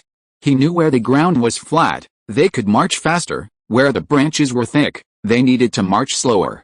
Marching in battle position was the Iron Felt Battalion's forte. Lieutenant Colonel Irwin's most common refrain was, "The speed of firing the first round determines the unit's chances of survival." The entire Iron Felt Battalion held this as its guiding principle. They were not ambitious, never taking risks, but they also obeyed orders and undertook the most rigorous training. Hence the famed Iron Felt Battalion. Their survivability was the strongest in the entire Army of Louisiana, perhaps even in the entire Army of New France. But today, Robbie's drumbeats were more chaotic than usual. While laymen might not notice, the comrades who spent their days with him had already noticed. The second lieutenant, the flag-bearer, raised his hand high. "Drums, stop. Rest in place for 5 minutes." With a command, the drums fell silent, and in unison, the gunners in the front row raised their rifles forward, pausing to rest their feet. Then, they dispersed, seeking dry tree trunks to rest their weary feet. The second lieutenant frowned and walked up to Robbie. "Sergeant Senna, why are you so absent-minded today?" "I'm sorry, sir. I'm sorry, sir. I don't need to apologize. I just want to know what makes my drummer uneasy." Robbie's face froze, and he twirled the drumstick, hesitating. "Second lieutenant, it's been 7 days, and the lieutenant colonel has never executed a military order for such a long time. He said that fatigue is the enemy of survival, and all tactics must take into account the physical fitness of the soldiers. This is just a training march, and the enemy is imaginary. Perhaps the lieutenant colonel's purpose is to train our physical fitness and the enemy may not be imaginary." Robbie pinched the drumstick with a snap. "Yesterday we were responsible for falling behind, and I saw the lieutenant colonel and 3 majors riding side by side, discussing how to deal with the attack." "How do you know what they are discussing?" "Lip reading. Ravna's mother hates me. Every time I have a tryst with her, we communicate with lip reading across the river. This is the secret technique of love." The lieutenant looked at his drummer with a mixture of laughter and tears. He reached out and patted Robbie on the shoulder. "Just being familiar with wait for me in the woodshed doesn't make you a lip reader. Sergeant, collect yourself and focus. If you keep banging like that, our soldiers will trip over the tree roots." Robbie was disappointed. He could tell the lieutenant didn't trust him at all. "Yes," he saluted helplessly. Then turned around when a crisp gunshot rang out from the woods, sending a warm splash across the back of his neck. He saw a dozen Indians, wearing feather crests and painted in oils, peeking out from the dense foliage of the oak tree. He heard the lieutenant behind him fall helplessly, hitting the ground with a dull thud. He sensed the bewilderment and terror of his comrades. They had been ordered to fire immediately, every rifle was ready, and they were within their reach, yet no one had launched a counterattack against the soaring target. They needed clear orders. Robbie gripped the drumstick tightly, raised his arm, and slammed it hard against a blood-spattered leather. Bang! Indian spotted. Enemy attack. Counter, bang, bang, bang. 3 gunshots rang out simultaneously from all directions. 2 lead bullets struck Robbie. One pierced his chest, sending him flying, and the other struck his arm, dislodging the drumstick. He felt intense pain, as if all his strength had been sucked away, losing control of his body. He fell on his back beside the lieutenant, twitching and staring at the golden-lit treetops. "Ravna, your mother, she was right. Goodbye." P.S. Marching in battle stance involves holding a rifle and marching quickly over long distances with lead bullets loaded. In the era of flintlock rifles, because there were no magazines to lock the lead bullets, once loaded, the muzzle had to be kept pointed upwards. This preemptive march was much more physically demanding than a normal march. The biggest difference between line marching and the line shooting, we jokingly call it, lies in the gait. Line marching uses a gait similar to goose step, while battle marching uses a more relaxed gait. From the 18th to the 19th century, the most adept at battle marching was none other than the Iron Duke of Wellington. His innovative red line overturned centuries of military tactics. Faced with the French's unrivaled artillery, he ordered his soldiers to run, loaded Brown Bess rifles, to hide behind hills or bunkers, wait for the French infantry to approach, then run to open ground to quickly complete the formation and fire. With this unique skill, he defeated 5 marshals of the First Empire in Iberia, leaving a valuable legacy for the British Army, which was known for its weak defense. Chapter 150, Lake Pontchartrain Monster. Bad things may be late, but they will never be absent. Especially since Lorraine, disguised as his neighbor, Old Wang, brazenly broke down the Count's door and disabled the surveillance cameras on the courtyard wall. Simply by covering their faces, the thieves could act in Old Wang's name without fear of retaliation. Until the Battle of New Orleans, Count Galvez was the most cost-effective victim of persecution in modern America, bar none. The assassination attempt, prepared by the British for over 10 days, finally took place. The first shots were fired in the jungle. In the southern part of the jungle, a resting squad fell into a trap. After suffering the tragic cost of 3 deaths and 3 injuries, they managed to claw their way back from the disadvantage by relying on the dense oak trees, establishing a stalemate with the invading Indians. Before intelligence of the encounter could reach Lieutenant Colonel Irwin in the distance, fighting erupted on all fronts, spreading from the south to the north. The gunfire quickly alerted the Earl's guards, who were pacing the lake shore. Kren and Eero, riding in a double carriage, exchanged glances and in unison ordered the guards to change formation and pass the battle zone at top speed. They hadn't sent a message to Lorraine, nor did the current situation require one. Lorraine's sailors stationed on the foremast never let the Earl's convoy out of sight, and word of the change in formation reached him instantly. Has the battle begun? Lorraine leaped to his feet, squinting as he surveyed the calm lake before him. A thorough inspection of the 5 kilometers ahead. Every ship, gunports, decks, don't miss a single cannon, raise the pirate flag. Helmsman, take command. Sail, take command. Gunners, take command. Catalina, command the guns. Noah, get the sailors moving. The decks erupted in activity. The Jackdaw's crew, though uncoordinated, quickly took their positions under the command of 20 veteran sailors. The gun ports on both sides opened one after another, their dark muzzles poking out from their gun bays, pointed out towards the lake. Pierce quickly spotted his target. 12 o'clock, 3 kilometers away, a schooner. 2 o'clock, 5.5 kilometers away, a brigantine, guns wide open. 10 o'clock, 2 kilometers away, a sloop, guns spotted on deck. 3 ships. Lorraine gritted his teeth. Slow down, Kren, and avoid the line of fire. Jackdaw, attack, full square and wingsail, target the sloop, forward. Forward. The Jackdaw, a state-of-the-art high-speed ship, sailing with the wind, even in a light breeze, with full square and wingsail, managed to reach a speed of just over 6 knots. The approaching sloop, completely focused on the Earl's guards, which were about to reach their optimal firing position, was almost at a standstill on the lake surface. The Jackdaw's speed quickly climbed to 11 kilometers per hour, breaking the surface and sailing. In a split second, Lorraine, standing at the bow, spotted the silhouette of sloop sails. Pierce shouted overhead, "Brigantines acting strangely. She's spotted us and is charging us, guards slow down." The Earl's guards have slowed down, attempting to approach the jungle. Land has been encountered. Lorraine whipped his head around. The guards had encountered the enemy at the edge of the forest, about a dozen strong, but their formation was loose, and they weren't forming a continuous stream. Rather than a deliberate ambush, these enemies were more like stragglers driven from the woods. Faced with the prepared guards, they were quickly pushed back into the woods. Lorraine breathed a sigh of relief and shouted the order, "Kren can handle these scattered Indians. Ignore them, hold course." Bowgun, shotgun, 18 pounds of scattered iron pellets poured into the boatgun at top speed. Under Catalina's command, it aimed at the low, simple-looking sloop schooner directly ahead. Only then did the clumsy fake fishing boat begin to react with any apparent urgency. The panicked sailors hoisted the schooner, forgetting the anchor they had lowered to the lake bottom to maximize stability.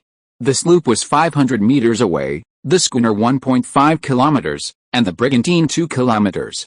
Catalina shouted, "Fire!" 2 booms rang out, and the heavily anticipated boatgun crashed into the air, sending up a shower of water. Lorraine, expressionless, folded his arms, simply ordered the Jackdaw to charge forward, 400 meters, 300 meters. The sloop finally pulled out their anchor, tossed the schooner, and attempted to escape. Lorraine glanced up at the brigantine's sails, visible to the northwest. "Prepare both sides for a barrage, load solid shells, helmsman, stand by, fore and aft sails, stand by. Rangefinder, report every 50 meters, yes, range 250, range 200. Range 100, range 50, starboard 15. Sail." Lorraine shouted the order. Hannah turned the wheel the instant Lorraine's command reached her, before the sound even reached her ears. The Jackdaw's massive hull carved a huge bank, turning almost close to the tiny sloop.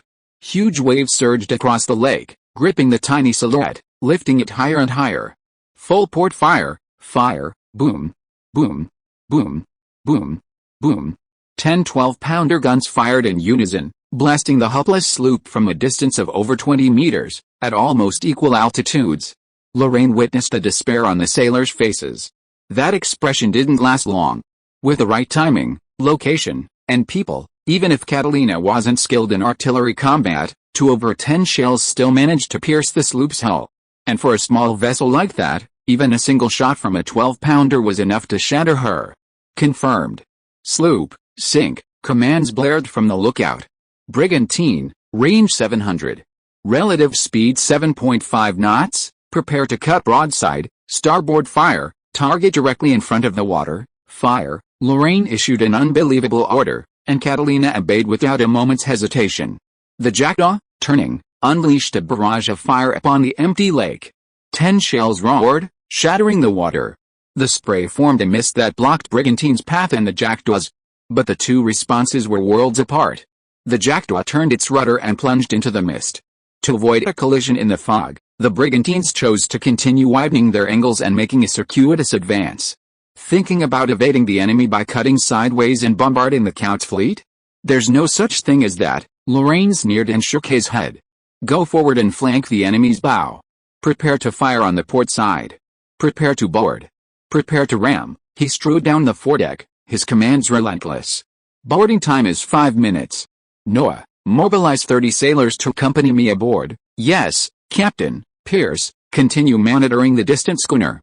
Catalina will take command of the jackdaw, and Henna will continue at the helm. After boarding, the battleships will not stop. Your mission is to sink or capture the schooner. Don't let that little creature escape. Yes, Captain. Lorraine took a deep breath. The taste of victory, the taste of harvest. Jackdaw, forward, crash. Breaking through the waves, the jackdaw's high bow tore through the mist and rushed forward. End of this chapter. Thank you so much for reading until the end. Don't forget to give it a like. Looking for more exclusive content and immediate access? Subscribe to our Patreon. Remember, every like, subscription or donation encourages us to continue. Thank you all. See you in the next video.